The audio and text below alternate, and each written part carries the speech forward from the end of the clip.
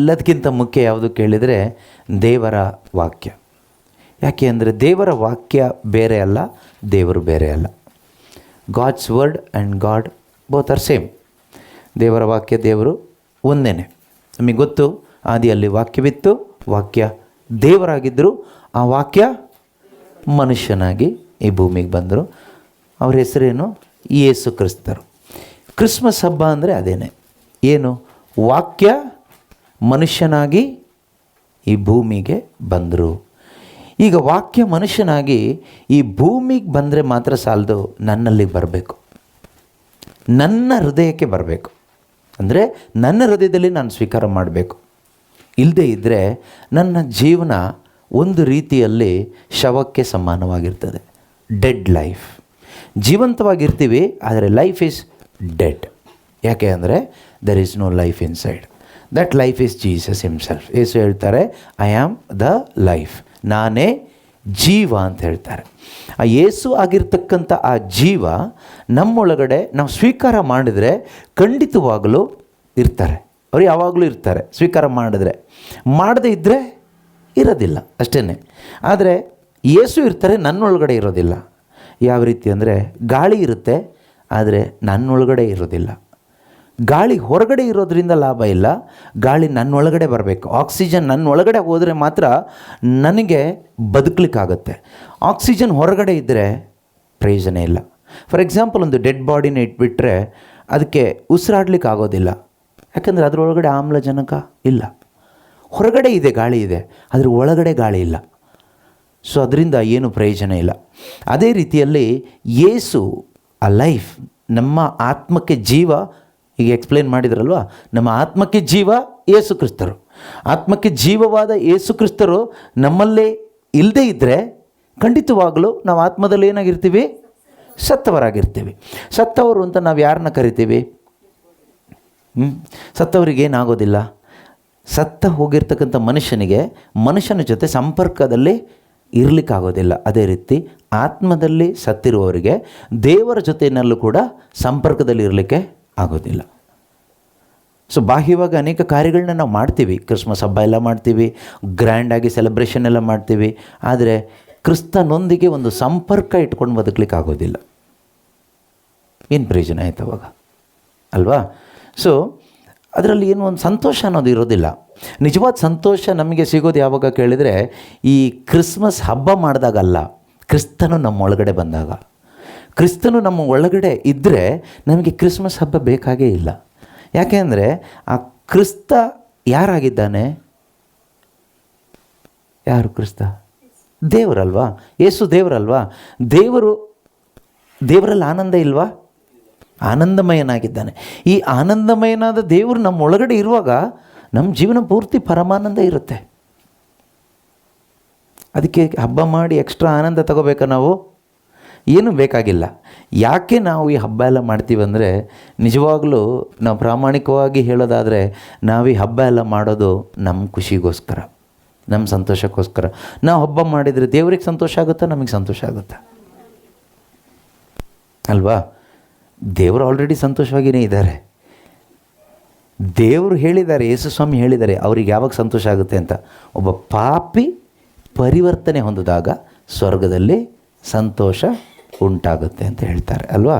ಲೂಕನ ಬರೆದ ಶುಭ ಸಂದೇಶದಲ್ಲಿದೆ. ಲೂಕನ ಬರೆದ ಶುಭ ಸಂದೇಶ ಅಧ್ಯಾಯ, ಸಂತ ಲೂಕನ ಬರೆದ ಶುಭ ಸಂದೇಶ ಅಧ್ಯಾಯ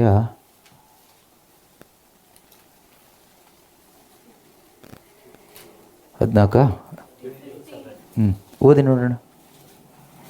ಅದೇ ರೀತಿಯಲ್ಲಿ ಪಶ್ಚಾತ್ತಾಪದ ಅವಶ್ಯಕತೆ ಇಲ್ಲದ 99 ಸತ್ಪುರುಷರ ವಿಷಯವಾಗಿ ಸ್ವರ್ಗದಲ್ಲಿ ಉಂಟಾಗುವ ಸಂತೋಷಕ್ಕಿಂತ ಪಶ್ಚಾತ್ತಾಪಪಟ್ಟು ಪಾಪಕ್ಕೆ ವಿಮುಖನಾಗಿ ದೇವರಿಗೆ ಅಭಿಮುಖನಾಗುವ ಒಬ್ಬ ಪಾಪಿಯ ವಿಷಯವಾಗಿ ಹೆಚ್ಚು ಸಂತೋಷ ಉಂಟಾಗುತ್ತದೆ ಎಂಬುದರಲ್ಲಿ ಸಂದೇಹವಿಲ್ಲ.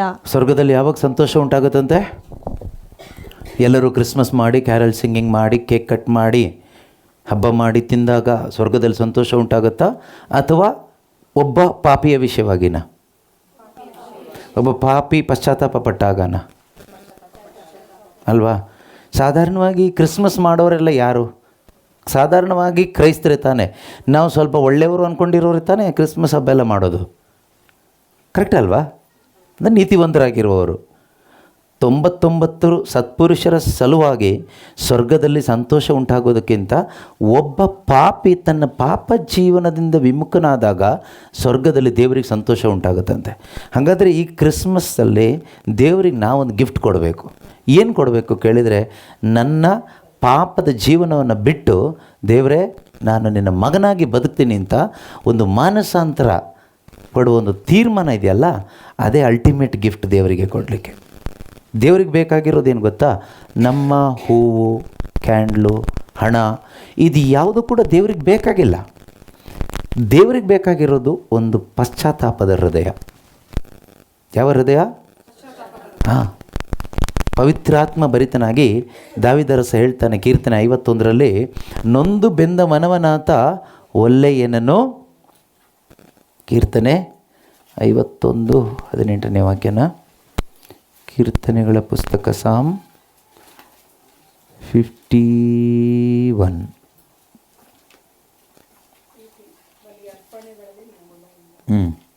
ಬಲಿ ಅರ್ಪಣೆಯಲ್ಲಿ ನಿನಗೊಲವಿಲ್ಲ, ದಹನ ಬಲಿ ಇದ್ದರೂ ನಿನಗೆ ಬೇಕಿಲ್ಲ.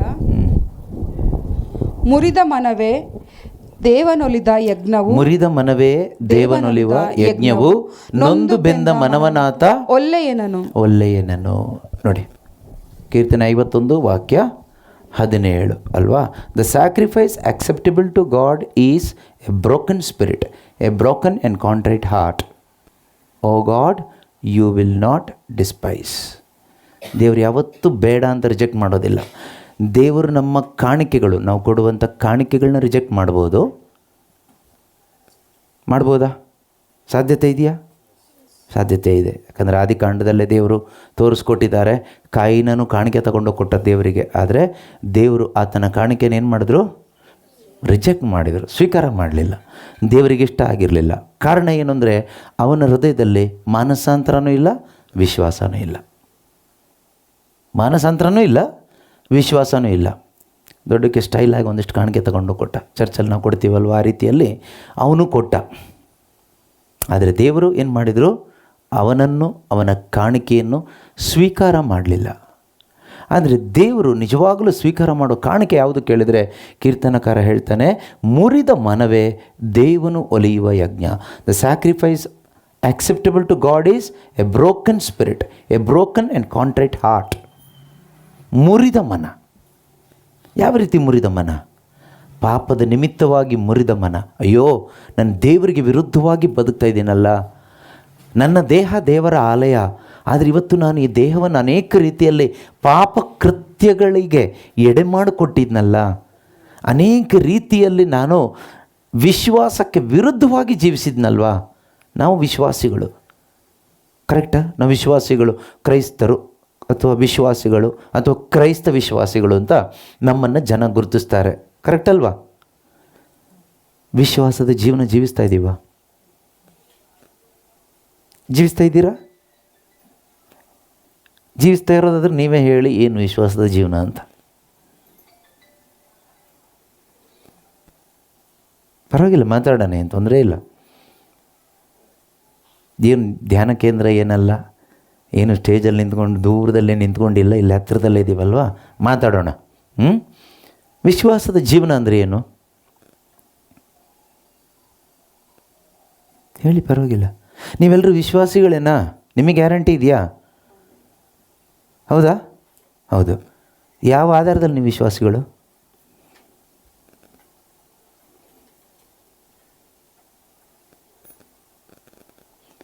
ಈಗ ಮದುವೆ ಆದವರಿಗೆ ನೀವು ಮದುವೆ ಆಗಿದೆ ಕೇಳಿದರೆ ಹೌದು ಆಗಿದೆ ಅಂತ ಹೇಳ್ತೀರಿ. ಗಂಡ ಹೆಂಡ್ತಿನೋ, ಹೆಂಡ್ತಿ ಗಂಡನೋ ತೋರಿಸ್ತೀರಿ, ನೋಡಿ ಇವರೇ ನಮ್ಮ ಯಜಮಾನರು ಅಥವಾ ಇವರೇ ನಮ್ಮ ಜೀವನ ಸಂಗಾತಿ ತೋರಿಸ್ತೀರಿ. ಇಲ್ಲ ತಾಳಿ ಇದೆ ನೋಡು, ಕಾಲುಂಗುರ ಇದೆ ನೋಡು ಅಂತ ಏನೋ ಒಂದು ತೋರಿಸ್ತೀರಿ. ನೀವು ವಿಶ್ವಾಸಿಗಳು ಹೌದಲ್ವಾ? ಹೇಗೆ ವಿಶ್ವಾಸಿಗಳು? ಯಾವ ಥರ?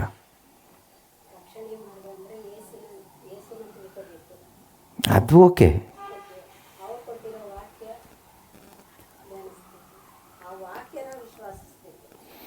ಅದೇ ಈಗ ನಾವು ವಿಶ್ವಾಸಿಗಳು ಅಂತ ಜನ ಗುರುತಿಸೋದು ಹೇಗೆ ನಮ್ಮನ್ನು ಅಂತ?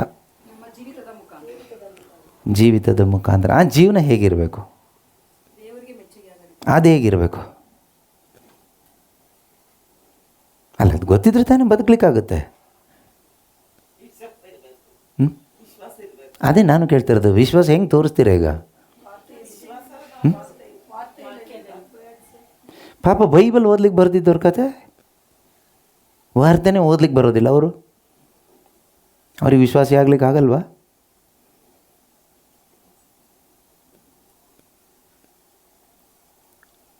ಗೊತ್ತಿಲ್ಲ, ನೀವು ವಿಶ್ವಾಸಿಗಳಾಗಿಲ್ಲ ಹಂಗಾದ್ರೆ. ಸುಮ್ಮನೆ ಅಲ್ಲಿ ಇಲ್ಲಿ ಒಂದು ಸ್ವಲ್ಪ ವಾಕ್ಯ ತಿಳ್ಕೊಂಡಿದ್ದೀರಾ, ಅಲ್ಲಿ ಇಲ್ಲಿ ಹೋಗ್ಬಿಟ್ಟು ಅಲ್ವಾ?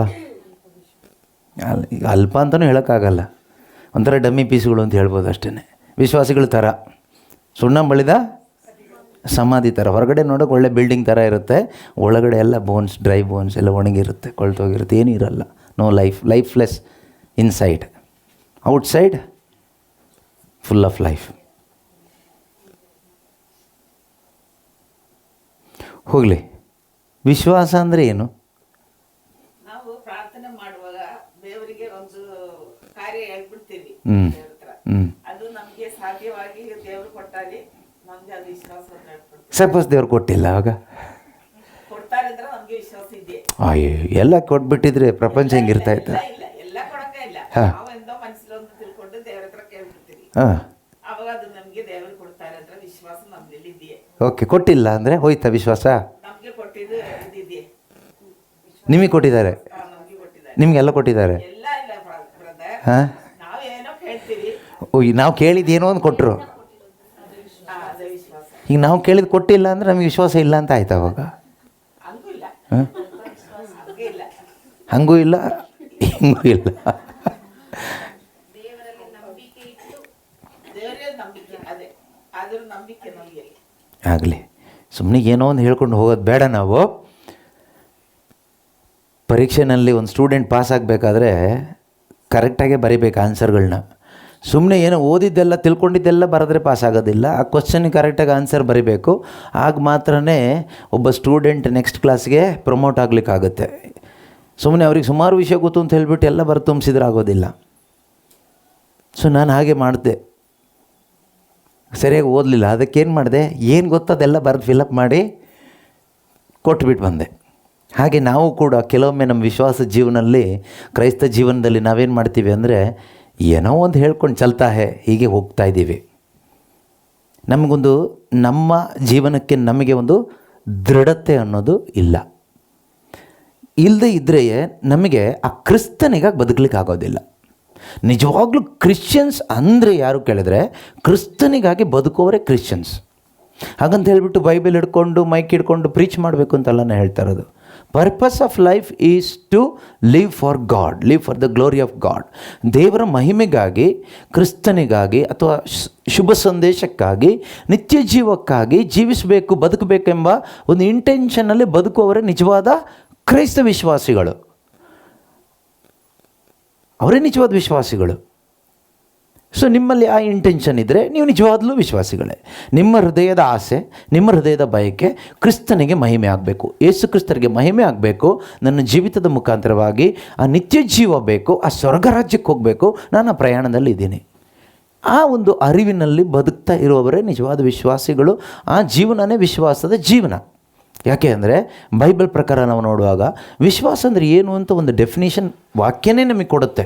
ಹಿಬ್ರಿಯರಿಗೆ ಬರೆದ ಪತ್ರಿಕೆ 11ನೇ ಅಧ್ಯಾಯದಲ್ಲಿ 1ನೇ ವಾಕ್ಯ, ಹೀಬ್ರೂಸ್ ಚಾಪ್ಟರ್ 11 ವರ್ಸ್ 1. ವಿಶ್ವಾಸ ಎಂಬುದು ನಾವು ನಿರೀಕ್ಷಿಸುವಂತವುಗಳು ನಮಗೆ ದೊರಕುತ್ತವೆ ಎಂಬ ದೃಢ ನಂಬಿಕೆ, ನಮಗೆ ದೊರಕುತ್ತವೆ ಎಂಬ ದೃಢವಾದ ನಂಬಿಕೆ, ಹಾಗೂ ಕಣ್ಣಿಗೆ ಕಾಣದಂತವುಗಳು ನಿಶ್ಚಯವಾದವು ಎಂಬ ನಿಲುವು ಆಗಿದೆ. ಅದೇ ವಿಶ್ವಾಸ. ವಿಶ್ವಾಸ ಅಂದರೆ ಏನು?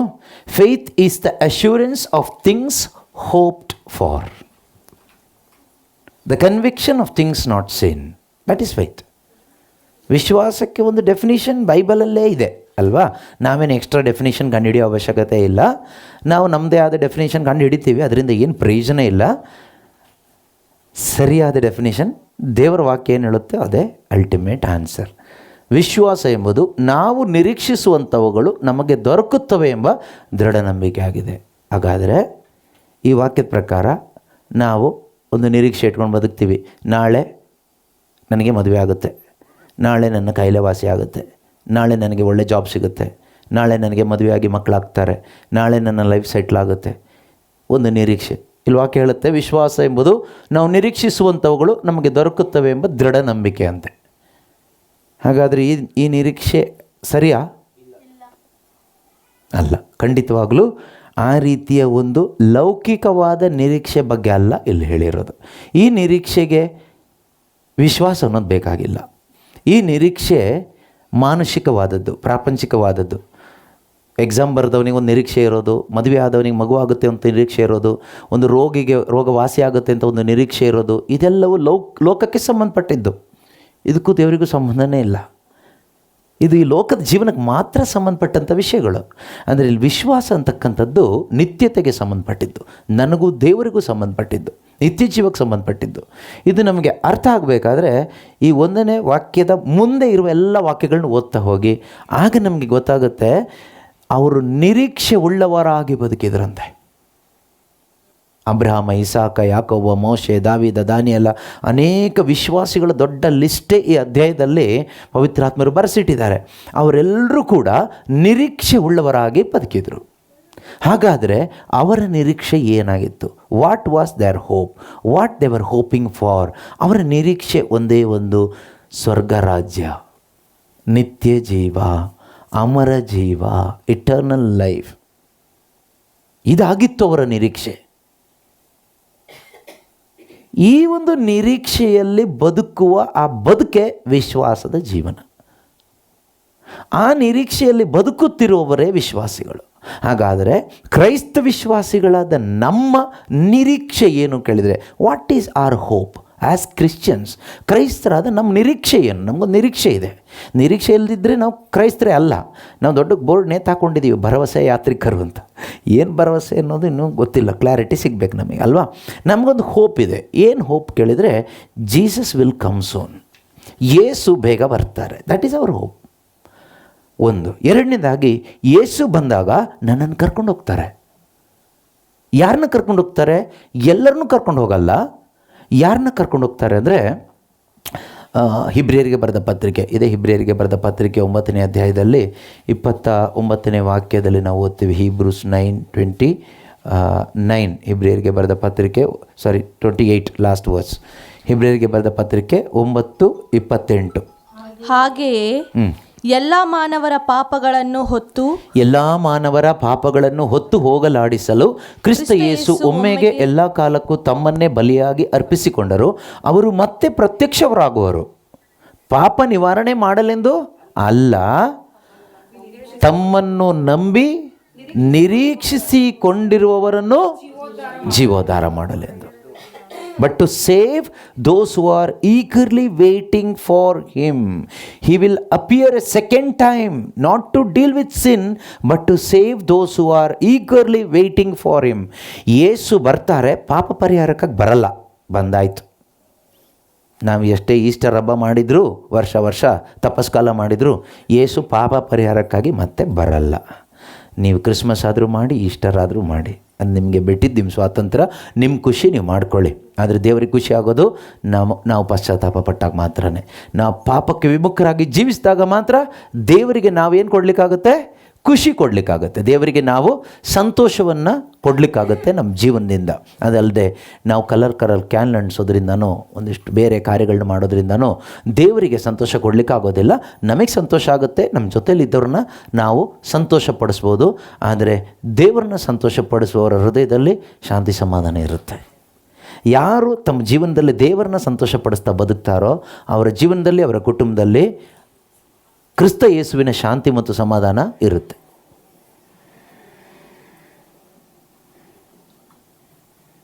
ಮನುಷ್ಯರನ್ನ ಸಂತೋಷಪಡಿಸೋದು ತುಂಬ ಕಷ್ಟ. ಯಾಕೆ ಹೇಳಿ, ಅವ್ರು ಇವತ್ತಿದ್ದಂಗೆ ನಾಳೆ ಇರಲ್ಲ, ಚೇಂಜ್ ಆಗ್ತಾ ಇರ್ತಾರೆ, ಮೂಡ್ ಮೇಲೆ ಹೋಗುತ್ತೆ. ನಮಗೆಲ್ರಿಗೂ ಅನುಭವ ಇದೆ ಅಲ್ವಾ? ನಾವೆಲ್ಲರೂ ಮನುಷ್ಯರೇ. ನಮ್ಮ ಮೂಡ್ ಚೇಂಜ್ ಆಗ್ತಾ ಇರಲ್ವ? ಆವಾಗ ನಾವು ಚೆನ್ನಾಗಿ ಪ್ರಾರ್ಥನೆ ಮಾಡಿ ಎಲ್ಲ ಮಾಡಿ ಕಾರಲ್ಲೋ ಬೈಕಲ್ಲೋ ಹೋಗ್ತಾ ಇರ್ತೀವಿ, ಯಾರೋ ಒಬ್ಬ ಬಂದು ನಿಧಾನ ಟಚ್ ಮಾಡಿಬಿಟ್ಟ, ನಮ್ಮ ಮೂಡ್ ಏನಾಯಿತು, ಹೋಗೋಯ್ತು. ಅಷ್ಟೇ ನಮ್ಮದು ಕತೆ ಅಲ್ವಾ? ಈಗ ನಮ್ಮನ್ನ ಪಕ್ಕದಲ್ಲಿದ್ದವ್ರಿಗೆ ಮೆಚ್ಚೋಕ್ಕಾಗುತ್ತಾ?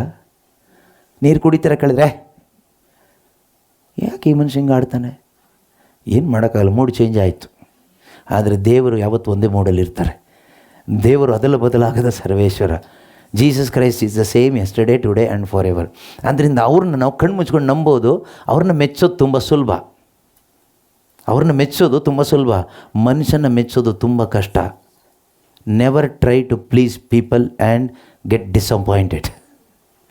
ಯಾವತ್ತು ಮನುಷ್ಯನ ಮೆಚ್ಚಿಸ್ತಾ ಡಿಸಪಾಯಿಂಟ್ ಆಗಬೇಡಿ.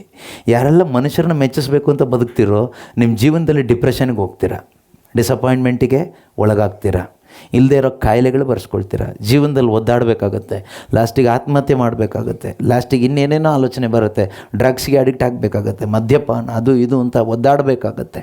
ಯಾಕೆಂದರೆ we are trying to please people but they are not satisfied.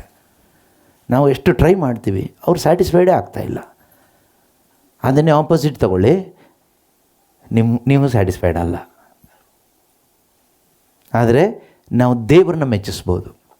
ಹೇಗೆ ಮೆಚ್ಚಿಸ್ಬೋದು? ದೇವರನ್ನ ಮೆಚ್ಚಿಸಲಿಕ್ಕೆ ಆಗುವಂಥ ಏಕೈಕ ದಾರಿ ಒಂದು ಮಾನಸಾಂತರದ ಜೀವನ, ದಟ್ ರಿಪೆಂಟೆಂಟ್ ಹಾರ್ಟ್. ಅದರ ಮುಖಾಂತರ ದೇವರಿಗೆ ಸಂತೋಷ ಆಗುತ್ತೆ, ದೇವರಿಗೆ ಮೆಚ್ಚುಗೆ ಆಗುತ್ತೆ. ನಮ್ಮ ಹೃದಯ ಅಥವಾ ನಮ್ಮ ಜೀವನ ದೇವರಿಗೆ ಮೆಚ್ಚುಗೆ ಆದರೆ ಅದಕ್ಕೆ ರಿಸಲ್ಟ್ ಏನು ಕೇಳಿದರೆ ನಮ್ಮ ಹೃದಯದಲ್ಲಿ ಸಮಾಧಾನ ಇರುತ್ತೆ.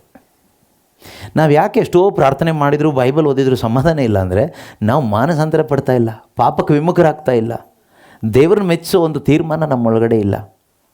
ಆದರೆ ಹೀಬ್ರಿಯ 9 ನಾವು ಓದಿದ್ವಿ, ಈಗ ನಾವು ನಿರೀಕ್ಷೆ ಉಳ್ಳವರಾಗಿ ಬದುಕ್ತೀವಿ. ನಿಜವಾದ ವಿಶ್ವಾಸಿಗಳು ನಿರೀಕ್ಷೆ ಉಳ್ಳವರಾಗಿರ್ತಾರೆ. ವಿಶ್ವಾಸ ಅಂದರೆ ನಾವು ನಿರೀಕ್ಷಿಸುವಂಥವುಗಳು ನಮಗೆ ಸಿಗುತ್ತೆ ಎಂಬ ದೃಢವಾದ ನಿಲುವಾಗಿದೆ, ದೃಢವಾದ ಒಂದು ನಂಬಿಕೆಯಾಗಿದೆ. ಅರ್ಥ ಆಗ್ತಿದೆಯಾ? ನಾವು ನಿರೀಕ್ಷಿಸುವಂಥವುಗಳು ಏನು? ನಾವು ನಿರೀಕ್ಷಿಸುವಂಥವುಗಳು ಏನನ್ನು ನಿರೀಕ್ಷಿಸ್ತಾ ಇದ್ದೀವಿ? ಇದು ಯಾವುದು? ಯೇಸು ಬರ್ತಾರೆ. He comes but not to deal with sin but to save those who are eagerly waiting for him. ಆತನಿಗೋಸ್ಕರ ತವಕ ಪಡುತ್ತಾ ಎದುರು ನೋಡ್ತಾ ಇರುವವರನ್ನ ಕರ್ಕೊಂಡು ಹೋಗಲಿಕ್ಕೆ ಯೇಸು ಬರ್ತಾರೆ. ನೀವು ನಂಬಿದ್ರು ನಂಬದೇ ಇದ್ದರು, ನೀವು ಕಾಯ್ತಾ ಇದ್ದರು ಕಾಯ್ದೇ ಇದ್ದರು, ಯೇಸು ಬರ್ತಾರೆ. ನೀವು ಒಳ್ಳೆಯವರಾಗಿ ಬದುಕಿದ್ರು ಕೆಟ್ಟವರಾಗಿ ಬದುಕಿದ್ರು ಯೇಸು ಅಂತೂ ಬಂದೇ ಬರ್ತಾರೆ. ಅವ್ರ ಟೈಮಿಗೆ ಅವ್ರು ಬಂದೇ ಬರ್ತಾರೆ. ನೀವು ಬದುಕಿದ್ರು, ನೀವು ಆ ಟೈಮಿಗೆ ಸತ್ತೋಗಿದ್ರು, ಅವ್ರು ಬಂದೇ ಬರ್ತಾರೆ. ಅವ್ರ ಟೈಮಿಗೆ ಅವ್ರು ಬರ್ತಾರೆ, 100% ಅವ್ರು ಬರ್ತಾರೆ. ಯಾಕೆ ಅಂದರೆ ಅವ್ರು ಬರ್ತೀನಿ ಅಂತ ಹೇಳಿದ್ದಾರೆ. ಆದರೆ ಅವರಿಗಾಗಿ ಎದುರು ನೋಡ್ತಾ ಇರುವವ್ರನ್ನ ಅವ್ರು ಕರ್ಕೊಂಡು ಹೋಗ್ತಾರೆ. ಕೆಲವೊಮ್ಮೆ ಎದುರು ನೋಡ್ತಾ ಸತ್ತೇ ಹೋಗ್ಬಿಟ್ರಿ, ಪರವಾಗಿಲ್ಲ. ಅವ್ರು ಬಂದಾಗ ಲಾಜರ್ನೇ ಹೊರಗೆ ಬಾ ಅಂತ ಲಾಜರನ್ನ ಕರೆದಾಗೆ ಸತ್ತವ್ರನ್ನ ಕರೀತಾರೆ, ಬಾಪ ಅಂತ.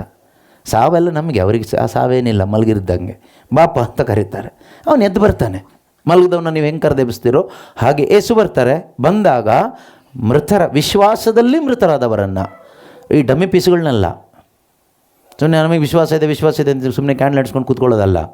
ಈ ನಿರೀಕ್ಷೆಯಲ್ಲಿ ಬದುಕಬೇಕು. ಈ ನಿರೀಕ್ಷೆಯಲ್ಲಿ, ಯಾವ ನಿರೀಕ್ಷೆಯಲ್ಲಿ?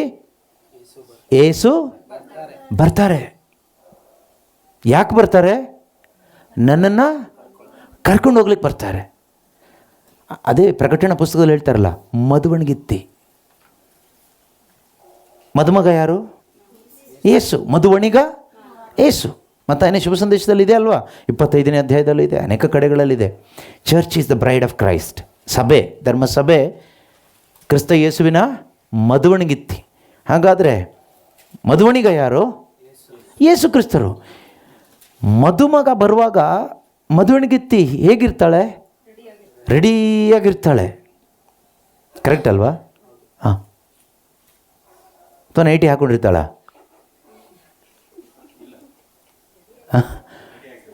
ಒಳ್ಳೆ ಮೇಕಪ್ ಮಾಡಿ ಇರೋದ್ರಲ್ಲಿ ಬೆಸ್ಟ್ ಡ್ರೆಸ್ ಹಾಕ್ಕೊಂಡು ಬೆಸ್ಟ್ ಅಪಿಯರೆನ್ಸ್, ಎಷ್ಟು ಚೆನ್ನಾಗಿ ಸುಂದರವಾಗಿ ನಾನು ಕಾಣಿಸ್ಕೊಳ್ಳಿಕ್ಕಾಗುತ್ತೋ ಅದಕ್ಕೆ ನೋಡಿ.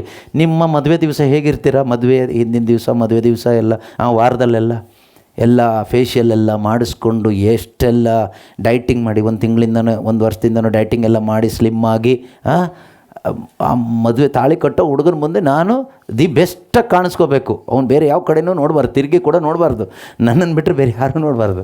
ಸೊ ಈ ಆಸೆಯಲ್ಲಿ ಏನು ಮಾಡ್ತಾರೆ ಇವರು, ಅಷ್ಟು ಚೆನ್ನಾಗಿ ಕಾಣಿಸ್ಕೊಳ್ಳಿಕ್ಕೆ ಇರೋ ಬರೋ ಒಡವೆನೆಲ್ಲ ರೋಲ್ಡ್ ಗೋಲ್ಡ್ ಆದರೆ ಯಾವುದೋ ಒಂದು ಹಾಕ್ಕೊಂಡು ಮಿಣಿ ಮಿಣಿ ಮಿಣಿ ಮಿಣಿ ಅಂತ ಕಾಣಿಸ್ಕೊಳ್ತಾರೆ. ಉದ್ದೇಶ ಏನು? ತಾಳಿ ಕಟ್ಟೋನ ಮುಂದೆ ಚೆನ್ನಾಗಿ ಕಾಣಬೇಕು, ಬೈ ಮಿಸ್ಟೇಕಾಗಿ ಪಕ್ಕದವ್ರಿಗೆ ಕಟ್ಟಬಾರ್ದು. ಮದುವೆ ಆದಮೇಲೆ ಬೇರೆ ಪರಿಸ್ಥಿತಿ ಆಗುತ್ತೆ, ಅದು ಬೇರೆ ಬಿಡಿ, ಆ ವಿಷಯಕ್ಕೆ ನಾನೀಗ ಹೋಗಲ್ಲ. ಅದು ಯಾಕೆ ಸರಿ ಮಾಡ್ಕೊಳ್ಳಿಕ್ಕೆ ಆಗ್ತಾಯಿಲ್ಲ ಅಂದರೆ ಇದು ಸರಿ ಇಲ್ಲ ಹಾರ್ಟ್. ಈ ಹೊರಗಡೆ ಪೇಂಟ್ ಹಚ್ಕೊಂಡು ಏನು ಪ್ರಯೋಜನ ಇಲ್ಲ, ಒಳಗಡೆ ರೆಡಿ ಮಾಡ್ಕೋಬೇಕು. ನೀನು ಒಳಗಡೆ ರೆಡಿಯಾಗಿದ್ದರೆ, ಸರಿಯಾಗಿ ಮೇಕಪ್ ಮಾಡಿಕೊಂಡ್ರೆ ನಿನ್ನ ಗಂಡ ಎಲ್ಲೂ ಹೋಗಲ್ಲ, ನಿನ್ನ ಹೆಂಡ್ತಿನೂ ಎಲ್ಲೂ ಹೋಗಲ್ಲ, ನಿಮ್ಮ ಮಕ್ಕಳು ಎಲ್ಲೂ ಹೋಗಲ್ಲ. ಇಲ್ಲಿ ಸರಿ ಇಲ್ಲದೇನೆ ಹೊರಗಡೆ ಮೇಕಪ್ ಮಾಡ್ಕೊಂಡು ಏನು ಮಾಡಿ ಏನು ಪ್ರಯೋಜನ ಇಲ್ಲ, ಎಲ್ಲ ಔಟ್ ಆಫ್ ಆರ್ಡ್ರೆ. ಆದ್ದರಿಂದ ಒಳಗಡೆ ಕೇರ್ ಮಾಡಬೇಕು. ನಾವು ಹೊರಗಡೆ ತುಂಬ ಕೇರ್ ಮಾಡ್ತೀವಿ ಅಲ್ವಾ? ನಮ್ಮ ಬಾಡಿಗೆ ಏನಾದರೂ ಅದ್ರ ಹೊರಗಡೆ ಎಷ್ಟು ಕೇರ್ ಮಾಡ್ತೀವಿ, ಹೌದಾ? ಮಾಡ್ತೀವಿ, ಮಾಡಬೇಕು, ಮಾಡಬಾರ್ದು ಅಂತಲ್ಲ, ಕೇರ್ಲೆಸ್ ಆಗಿರಬೇಕು ಅಂತಲ್ಲ. ಆದರೆ ಎಷ್ಟೇ ಕೇರ್ ಮಾಡಿದ್ವಿ ಇದು ಹುಳ ಹಿಡ್ಕೊಂಡು ಹೋಗುತ್ತೆ ಒಂದಿನ. ಎನಿವೇ, ನಮ್ಮ ಆತ್ಮಕ್ಕೆ ಎಷ್ಟು ಕೇರ್ ಮಾಡ್ತಾಯಿದ್ದೀವಿ? How much we are caring for our spirit and soul inside? ಇದ್ರ ಬಗ್ಗೆ ನಾವು ಎಷ್ಟು ಕಾಳಜಿ ವಹಿಸ್ತಾ ಇದ್ದೀವಿ? ಇದಕ್ಕೇನಾದರೂ ಆಗಿದೆಯಾ ಇಲ್ಲೋ ಅನ್ನೋದು ನಾವು ಟೆಸ್ಟ್ ಮಾಡ್ತೀವ? ಕೆಲವರೆಲ್ಲ ಫುಲ್ ಬಾಡಿ ಚೆಕಪ್ ಎಲ್ಲ ಮಾಡ್ತೀವಲ್ವ, ಒಂದು 35-40 ವರ್ಷ ಆದಾಗ. ಆಮೇಲೆ ಅವಾಗ ಹೋಗಿ ಮಾಡಿಸ್ತಾನೆ ಇರ್ತೀವಿ ಫುಲ್ ಬಾಡಿ ಚೆಕಪ್ ಅಂತ.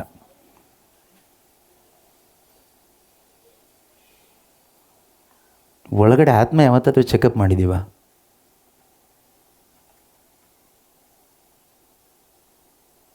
ಇದನ್ನು ಕ್ಲೀನಾಗಿ ಇಟ್ಕೊಂಡು ಬದುಕಿದ್ರೆ ತಾನೇ ಸ್ವರ್ಗಕ್ಕೆ ಹೋಗ್ಲಿಕ್ಕಾಗುತ್ತೆ. ಮದುವಣಿಗಿತ್ತಿ ಹೇಗಿರಬೇಕು? ಮದುವಣಿಗಿತ್ತಿ ಅಂದರೆ ಯಾರು? ದೀಕ್ಷಾ ಸ್ನಾನ ಪಡೆದ ಪ್ರತಿಯೊಬ್ಬರು ಯೇಸು ಕ್ರಿಸ್ತನ ಮದುವಣಿಗಿತ್ತಿ. ಈ ಮದುವಣಿಗೆ ಬರ್ತಾನೆ, ಆ ಮದುವಣಿಗೆ ಬರ್ತಾನೆ ನನ್ನನ್ನು ಕರ್ಕೊಂಡು ಹೋಗಲಿಕ್ಕೆ, ನಾನು ಅವನ ಜೊತೆಗೆ ಹೋಗಬೇಕು ಅಂತ ತಯಾರಾಗಿ ಕುಳಿತುಕೊಂಡಿರಬೇಕು. ನಿಜವಾದ ಮದುವಣಿಗತ್ತಿ ಆಗಿರ್ತಕ್ಕಂಥ ಸಭೆಗೆ ಅಥವಾ ಒಬ್ಬ ಕ್ರೈಸ್ತ ವಿಶ್ವಾಸಿಗೆ ಬೇರೆ ಯಾವುದು ಚಿಂತನೆ ಇಲ್ಲ, ಬೇರೆ ಏನು ಮಾಡೋದಿಲ್ಲ ಅಂತಲ್ಲ. ಊಟ ಮಾಡ್ತಾರೆ, ಮಲ್ಕೊಳ್ತಾರೆ, ಅಷ್ಟು, ಬೇರೆ ಏನು ಚಿಂತೆ ಇಲ್ಲ. ಆದರೆ ಇವತ್ತು ನಮ್ಮ ಪರಿಸ್ಥಿತಿ ಹೇಗಿದೆ? ಲೋಕದ ಎಲ್ಲ ಚಿಂತೆ ಪೇಚಾಟಗಳು ನಮ್ಮ ತಲೆ ಒಳಗಡೆ ಇದೆ. ನಮಗಿಲ್ಲದೆ ಇರೋದು ಒಂದೇ ಒಂದು ಚಿಂತೆ, ಏಸು ಬರ್ತಾರೆ ಅನ್ನೋ ಚಿಂತೆ ನಮಗಿಲ್ಲ. ನಮಗೆ ಬೇರೆ ಎಲ್ಲ ಚಿಂತೆನೂ ಇದೆ. ದೇವರೇ ಇದು ಯಾವಾಗ ಮಾಡಿಕೊಡ್ತೀಯಪ್ಪ, ದೇವರೇ ಇದು ಕೊಡಪ್ಪ, ನಂಬಿಕೆಯಿಂದ ಪ್ರಾರ್ಥಿಸ್ತಾ ಇದ್ದೀನಿ, ನಾವು ನಿರೀಕ್ಷಿಸ್ತಾ ಇದ್ದೀವಿ, ನಮಗೆ ಬೇಗ ಮನೆ ಆಗಬೇಕು, ಬೇಗ ಮದುವೆ ಆಗಬೇಕು, ಬೇಗ ಮಕ್ಕಳು ಪಾಸ್ ಆಗಬೇಕು, ಒಳ್ಳೇದಾಗಬೇಕು, ಅದು ನಮ್ಮ ನಿರೀಕ್ಷೆ. ಇದು ಅನ್ಯರಿಗೂ ಈ ನಿರೀಕ್ಷೆ ಇದೆ. ಕ್ರೈಸ್ತ ವಿಶ್ವಾಸಿಗಳಾದ ನಮ್ಮ ನಿರೀಕ್ಷೆ ಅದಲ್ಲ, ಅದು ಯಾವುದೂ ಅಲ್ವೇ ಅಲ್ಲ. None of this nonsense things, useless things, ಅದೆಲ್ಲ ಯೇಸುನೇ ಹೇಳ್ತಾರೆ. ಏನಂತ ಹೇಳ್ತಾರೆ? ಮಾರ್ಥ ಮರಿಯಳ ಮನೆಗೆ ಯೇಸು ಕ್ರಿಸ್ತರು ಬಂದಾಗ, ಲೂಕನ ಶುಭ ಸಂದೇಶ 10ನೇ ಅಧ್ಯಾಯ 38ರಿಂದ ಇರ್ತಕ್ಕಂಥ ವಾಕ್ಯದಲ್ಲಿ ಮಾರ್ಥ ಮರಿಯಳ ಮನೆಗೆ ಯೇಸು ಬಂದರು. ಮರಿಯಳು ಯೇಸು ಬಂದ ತಕ್ಷಣ ಯೇಸುವಿನ ಜೊತೆಲಿ ಕೂತ್ಕೊಂಡು ಅವ್ರು ವಾಕ್ಯ ಆಲಿಸ್ತಾ ಇದ್ದಾರೆ ನಿಮ್ಮ ಥರ. ಮಾರ್ತಳು ಏನು ಮಾಡ್ತಾಯಿದ್ದಾಳೆ? ಅತಿಥಿ ಸತ್ಕಾರ, ಒಳ್ಳೆ ಕೆಲಸನೇ, ಕೆಟ್ಟ ಕೆಲಸ ಏನು ಮಾಡಿಲ್ಲ. ಕೆಲವರು ಇದೆಲ್ಲ ಸೋಷಿಯಲ್ ವರ್ಕ್ ಮಾಡ್ತಾಯಿದ್ದೀವಿ, ಒಳ್ಳೆ ವರ್ಕು ಅಂತ, ಒಳ್ಳೆಯದೇ. ಆದರೆ ಈ ಯೇಸು ಕ್ರಿಸ್ತನ ಜೊತೆಯಲ್ಲಿ ಕೂತ್ಕೊಳ್ಳಿಕ್ಕೆ ನಿನಗಾಗದೆ ಈ ಸೋಷಿಯಲ್ ವರ್ಕ್ ಮಾಡಿದರೆ ಲಾಸ್ಟಿಗೆ ನರಕಕ್ಕೆ ಹೋಗ್ಬೇಕಾಗತ್ತೆ ಅಷ್ಟೇ. ಯಾವ ಸೋಷಿಯಲ್ ವರ್ಕು ನಮ್ಮ ಸ್ವರ್ಗಕ್ಕೆ ಕರ್ಕೊಂಡು ಹೋಗಲ್ಲ, ಯಾವ ಸಮಾಜ ಸೇವೆ ಸ್ವರ್ಗಕ್ಕೆ ಕರ್ಕೊಂಡು ಹೋಗೋದಿಲ್ಲ. ಕ್ರಿಸ್ತನಲ್ಲಿಟ್ಟಿರುವ ವಿಶ್ವಾಸ ಅದು ಕೃಪೆಯಿಂದ ಮಾತ್ರನೇ, ಬೇರೆ ಯಾವುದು ನಮ್ಮ ಸ್ವರ್ಗಕ್ಕೆ ಕರ್ಕೊಂಡು ಹೋಗ್ಲಿಕ್ಕೆ ದಾರಿ ಒಂದೇ, ಯೇಸು ಮಾತ್ರನೇ. ಸಮಾಜ ಸೇವೆ ತಪ್ಪು ಸರಿಯಲ್ಲ, ನೀವು ಮಾಡಿ ಒಳ್ಳೆ ಕೆಲಸನೇ, ಆದರೆ ಸ್ವರ್ಗಕ್ಕೆ ಹೋಗ್ಲಿಕ್ಕಾಗಲ್ಲ ಅಷ್ಟೇ. ಮರಿಯಳು ಒಳ್ಳೆ ಕೆಲಸ ಮಾಡ್ತಾಯಿದ್ಲು. ಮಾರ್ತಳು ಬಂದವರಿಗೆಲ್ಲ ಊಟ, ಪಾತ್ರೆ ತೊಳಿ, ಅಡುಗೆ ಮಾಡು, ಬಡಿಸು, ಒಳ್ಳೆ ಕೆಲಸ. ಯೇಸು ಸ್ವಾಮಿ ಜೊತೆಯಲ್ಲಿ ಯಾರು ಕೂತ್ಕೊಂಡಿದ್ದಾರೆ? ಮರಿಯಳು ಕೂತ್ಕೊಂಡು ವಾಕ್ಯ ಕೇಳಿಸ್ಕೊಳ್ತಾ ಇದ್ದಾಳೆ. ನಿಮಗೂ ಕೆಲವು ಟೈಮ್ ಹಾಗೆ ಹೇಳ್ಬೋದು ಯಾರಾದರೂ, ನಿಮಗೆ ಮಾಡ್ಲಿಕ್ಕೆ ಬೇರೆ ಏನು ಕೆಲಸ ಇಲ್ವಾ? ಯಾವಾಗಲೂ ಪ್ರಾರ್ಥನೆ ಅಂದ್ಕೊಂಡಿರ್ತೀರಲ್ವ, ಯಾವಾಗಲೂ ಬೈಬಲ್ ಹಿಡ್ಕೊಂಡಿರ್ತೀರಲ್ವ, ವೆಬ್ಎಕ್ಸಲ್ಲಿ ಕೆಲವರು ಜಾಯ್ನ್ ಆಗಿದ್ದೀರಿ, ನಿಮಗೂ ಕೇಳ್ಬೋದು ಯಾರಾದರೂ, ಯಾವಾಗಲೂ ಇದೊಂದು ಮೊಬೈಲ್ ಫೋನ್ ಹಿಡ್ಕೊಂಡು ಏನೋ ಕೇಳಿಸ್ಕೊಳ್ತಾ ಇರ್ತೀರಿ, ಏನು ಸಿಗುತ್ತೆ ನಿಮಗೆ? ಕತ್ತೆಗೆ ಏನು ಗೊತ್ತು ಕಸ್ತೂರಿ ಪರಿಮಳ ಅಂದ ಹಾಗೆ ಅವ್ರಿಗೇನು ಅರ್ಥ ಆಗುತ್ತೆ? ಆತ್ಮದಲ್ಲಿ ಸತ್ತವರಿಗೆ ಏನು ಬರುತ್ತೆ? ಏನು ಸ್ಮೆಲ್ ಬರುತ್ತೆ? ಏನು ಬರೋದಿಲ್ಲ. ಸೊ ಕ್ರಿಸ್ತನನ್ನು ಸವಿತಾ ಇರ್ತಾರೆ, ಅದು ಏನು ಗೊತ್ತಾಗುತ್ತೆ? ಹೇಗೆ ಹೇಳಿ ಅರ್ಥ ಮಾಡಿಸೋದು? ಯಾರಿಗೆ ಅರ್ಥ ಮಾಡಿಸೋದು? ಸೊ ಮರಿಯಳು ಯೇಸುವಿನ ಜೊತೆಲಿ ಕೂತ್ಕೊಂಡು ಯೇಸು ಹೇಳೋದನ್ನು ಕೇಳಿಸ್ಕೊತ ಕೂತ್ಕೊಂಡಿದ್ದಾಳೆ, ಕೆಲಸ ಇಲ್ಲದವಳು ಅಲ್ವಾ? ಕೆಲಸ ಇರೋಳು ಸೋಷಿಯಲ್ ವರ್ಕಲ್ಲಿ ತುಂಬ ಜನಕ್ಕೆ ಅಡುಗೆ ಮಾಡಿ ಹಾಕಿ ಪಾತ್ರೆ ತೊಳೆದು ದಮ್ ಕಟ್ಟಿ ಬಿರಿಯಾನಿ ಮಾಡಿ ಎಲ್ಲ ಮಾಡಿ ಲಾಸ್ಟಿಗೆ ಯೇಸು ಹತ್ರ ಸಹಾಯ ಕೇಳ್ಕೊಂಡು ಬಂದಿದ್ದಾಳೆ. ಒಳ್ಳೆ ಸಹಾಯ ಕೇಳಿದ್ದಾಳೆ. ಯೇಸುವೆ, ನಾನೆಷ್ಟು ಕಷ್ಟಪಟ್ಟು ಬಂದವರಿಗೆಲ್ಲ ಪ್ರೀತಿಯಿಂದ ನೋಡ್ಕೊಳ್ತಾ ಇದ್ದೀನಿ, ಪಾತ್ರೆ ತೊಳಿತಾ ಇದ್ದೀನಿ, ಅಡುಗೆ ಮಾಡ್ತಾಯಿದ್ದೀನಿ, ತರಕಾರಿ ಕಟ್ ಮಾಡ್ತಾಯಿದ್ದೀನಿ. ಇವಳು ನೋಡಿ ಸೋಂಬೇರಿ ಥರ ಸುಮ್ಮನೆ ಕೂತ್ಕೊಂಡಿದ್ದಾಳೆ ಬೈಬಲ್ ಹಿಡ್ಕೊಂಡು. ಬೈಬಲ್ ಏನೂ ಇಲ್ಲ. ನೀವೊಂದು ಸ್ವಲ್ಪ ಹೇಳಬಾರ್ದು ಅವಳಿಗೆ. ನೀವು ಒಳ್ಳೆ ಪ್ರೀಚಿಂಗ್ ಎಲ್ಲ ಚೆನ್ನಾಗಿ ಮಾಡ್ತೀರಿ, ದೇವ್ರ ಬಗ್ಗೆ ಎಲ್ಲ ಚೆನ್ನಾಗಿ ಹೇಳ್ತೀರಿ. ನೋಡಿ, ಈ ಫಸ್ಟ್ ಇವತ್ತು ಮನೆ ಕೆಲಸ ಮಾಡೋದು ಹೇಳ್ಕೊಡಿ ಅವಳಿಗೆ. ಕಂಪ್ಲೇಂಟ್ ತೊಗೊಂಡು ಬಂದಲ್ಲ? ಹಾಂ, 40ನೇ ವಾಕ್ಯ ಓದಿ ನೋಡೋಣ, ಏನು ಹೇಳ್ತಾಳೆ ಮಾರ್ತಾಳು. ಮಾರ್ತಾಳಾದರೂ ಹಾಂ, ಅತಿಥಿ ಸತ್ಕಾರದ ಗಡಿಬಿಡಿಯಲ್ಲಿ ಇದ್ದಳು. ಬೇಗ ಓದಬೇಕು. ಅವಳು ಬಂದು, ಪ್ರಭು, ನನ್ನ ಸೋದರಿ ಈ ಕೆಲಸವನ್ನೆಲ್ಲ ನನ್ನೊಬ್ಬಳಿಗೆ ಬಿಟ್ಟಿದ್ದಾಳೆ, ನೀವಿದನ್ನು ಗಮನಿಸಬಾರದೆ ನನಗೆ ಸಹಾಯ ಮಾಡುವಂತೆ ಅವಳಿಗೆ ಹೇಳಿ ಎಂದಳು. ನೋಡಿ, ಒಳ್ಳೆ ಒಂದು ರಿಕ್ವೆಸ್ಟ್ ಅಲ್ವಾ? ಒಳ್ಳೆ ಪ್ರೇಯರ್ ರಿಕ್ವೆಸ್ಟ್. ಇದರಲ್ಲಿ ಏನಾದರೂ ತಪ್ಪು ಅನಿಸ್ತಾ ಇದೆಯಾ ನಿಮಗೆ? ಏನಾದರೂ ಸ್ವಾರ್ಥ ಇದೆ ಅನಿಸ್ತಾ ಇದೆಯಾ? ಏನು ಸ್ವಾರ್ಥ ಇಲ್ಲ, ಏನು ತಪ್ಪಿಲ್ಲ. ಆದರೆ ಯೇಸು ಏನು ಉತ್ತರ ಕೊಡ್ತಾರೆ ನೋಡೋಣ. ನಂದು ಉತ್ತರ ಬೇಡ, ನಿಮ್ಮ ಉತ್ತರನೂ ಬೇಡ, ಸೈಡಿಗೆ ಇಟ್ಬಿಡಿ. ನಿಮ್ಮ ಉತ್ತರಗಳೆಲ್ಲ ಮೂಲೆ ಗುಂಪಾಗಲಿ. ಯೇಸುವಿನ ಉತ್ತರ ಹೃದಯಕ್ಕೆ ಹೋಗಲಿ. ಓಕೆ, ಯೇಸು ಏನು ಹೇಳ್ತಾರೆ? ಯೇಸು ಆಕೆಗೆ ಪ್ರತ್ಯುತ್ತರವಾಗಿ, ಮಾರ್ತಾ ಮಾರ್ತಾ ಮಾರ್ತಾ ಮಾರ್ತಾ, ನೀನು ಅನಾವಶ್ಯಕ ಚಿಂತೆ ಪೇಚಾಟಗಳಿಗೆ ಒಳಗಾಗಿ. ಭಾಳ ಪ್ರೀತಿಯಿಂದ ಹೇಳ್ತಾ ಇದ್ದಾರೆ ಅದನ್ನು, ಆಯಿತಾ? ಏನು ಬೇರೆ ಥರ ಅಲ್ಲ. ಮೈ ಡಿಯರ್ ಮಾರ್ತಾ ಮಾರ್ತಾ, ಆ ಥರ ಮಾರ್ತಾ ಮಾರ್ತಾ, ನೀನು ಅನಾವಶ್ಯ ಚಿಂತೆ ಪೇಚಾಟಗಳಿಗೆ ಒಳಗಾಗಿರುವೆ. ನೀನು ಅನಾವಶ್ಯ ಚಿಂತೆ ಪೇಚಾಟಗಳಿಗೆ you are worried and distracted by many things. You are worried and distracted by many things like us. ನಮ್ಮ ಥರನೇ ಅದಾಗಿಲ್ಲ, ಇದಾಗಿಲ್ಲ, ನಾಳೆ ಇದಾಗಬೇಕು, ಅದಾಗಬೇಕು, ಹಾಗಾಗಬೇಕು, ಹೀಗಾಗಬೇಕು ಎಲ್ಲ ಆದಮೇಲೆ ಲಾಸ್ಟಿಗೆ ಏನಾಗುತ್ತೆ? ಲಾಸ್ಟಿಗೆ ಸತ್ತೋಗ್ತೀಯ ಅಷ್ಟೇ. ಆಮೇಲೆ ಯಾರಿಗೆ ಗೊತ್ತು? ಆಮೇಲೆ ಯಾರಿಗೆ ಗೊತ್ತು ಅಂದ್ರೆ ನೀನು ಡಮ್ಮಿ ಪೀಸ್ ಅಂತ ಅರ್ಥ. ನೀನು ವಿಶ್ವಾಸಿ ಆದರೆ ಆಮೇಲೆ ಏನು ಅಂತ ನಿನಗೆ ಗೊತ್ತಿರುತ್ತೆ. ಅದಕ್ಕೆ ತಕ್ಕಾಗಿ ಈಗ ಬದುಕ್ತೀವಿ ನಾವು. ಇಲ್ಲಿರೋದು ಸುಮ್ಮನೆ ಇದು ಒಂದು ಸುಮ್ಮನೆ ಜೀವನ ಇದು. ಇಲ್ಲಿ ಬೆಲೆ ಬರೋ ಜೀವನಕ್ಕೆ ಕ್ರಿಸ್ತನಿಗಾಗಿ ಬದುಕುವಾಗ ಮಾತ್ರನೇ. ಕ್ರಿಶ್ಚಿಯನ್ ಜಾತಿಗೆ ಸೇರಿಕೊಂಡ್ರೆ ಅಂತ ನಾನು ಹೇಳ್ತಾ ಇಲ್ಲ. ಕ್ರಿಸ್ತನೊಂದಿಗೆ, ಕ್ರಿಸ್ತ ಅಂದರೆ ದೇವರು, ದೇವರೊಂದಿಗೆ ಅವರ ಮಹಿಮೆಗಾಗಿ ಬದುಕುವಾಗಲೇ ಜೀವನಕ್ಕೆ ಬೆಲೆ, ಜೀವನಕ್ಕೆ ಅರ್ಥ. ಅದಕ್ಕೆ ಯೇಸು ಮಾರ್ತಾಳಿಗೆ ಹೇಳಿದ್ದು, ಮಾರ್ತಾ ಮಾರ್ತಾ ನೀನು ಅನೇಕ ಚಿಂತೆ ಪೇಚಾಟಗಳಿಗೆ ಒಳಗಾಗಿದೆಯಾ. Useless things. ಯಾವುದು? ಜನ ಬರ್ತಾರೆ, ಅಡುಗೆ ಮಾಡಬೇಕು, ಪಾತ್ರೆ ತೊಳಿಬೇಕು, ಅವ್ರು ಸಹಾಯ ಮಾಡಿಲ್ಲ, ಇವ್ರು ಸಹಾಯ ಮಾಡಿಲ್ಲ, ನಾವು ಎಷ್ಟು ಕಷ್ಟಪಡ್ತಾ ಇದ್ದೀವಿ, ಗಂಡ ಸಹಾಯ ಮಾಡ್ತಾ ಇಲ್ಲ, ಹೆಂಡತಿ ಸಹಾಯ ಮಾಡ್ತಾ ಇಲ್ಲ, ಮಕ್ಕಳು ಕೋಆಪ್ರೇಟ್ ಮಾಡ್ತಾ ಇಲ್ಲ, ಅದಿಲ್ಲ ಇದಿಲ್ಲ, ಇದೆಲ್ಲ ಅನಾವಶ್ಯಕ ಚಿಂತೆ ಪೇಚಾಟಗಳು. ಇದು ಇರುತ್ತೆ ಈ ಪ್ರಪಂಚದಲ್ಲಿ ಬದುಕಿರೋ ತನಕ, ಅದರಲ್ಲಿ ಇರಲಿ. ಯೇಸು ಏನು ಹೇಳ್ತಾರೆ?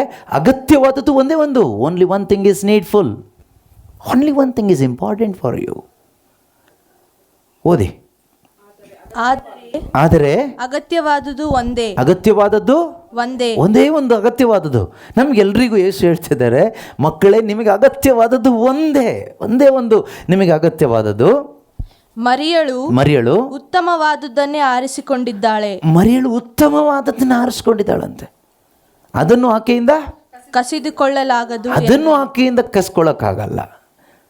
ನೀವು ನಿಜವಾಗ್ಲೂ ಜೀಸಸ್ನ ಆರಿಸ್ಕೊಬಿಟ್ರೆ, ನಿಮ್ಮ ಕುತ್ತಿಗೆ ಮೇಲೆ ಕತ್ತಿ ಇಟ್ಬಿಟ್ಟು ಕುತ್ತಿಗೆ ಕೊಯ್ದು ಬಿಡ್ತೀನಿ, ಯೇಸುನ ಬಿಡ್ತೀಯ ಕೇಳಿದ್ರೆ, ನೀನು ಬೇಕಾದರೆ ತಲೆ ಕಟ್ ಮಾಡ್ಕೊಂಡು ಎತ್ಕೊಂಡು ಹೋಗ್ಬಿಡು ಮಾರಾಟ ಮಾಡೋಕ್ಕೆ.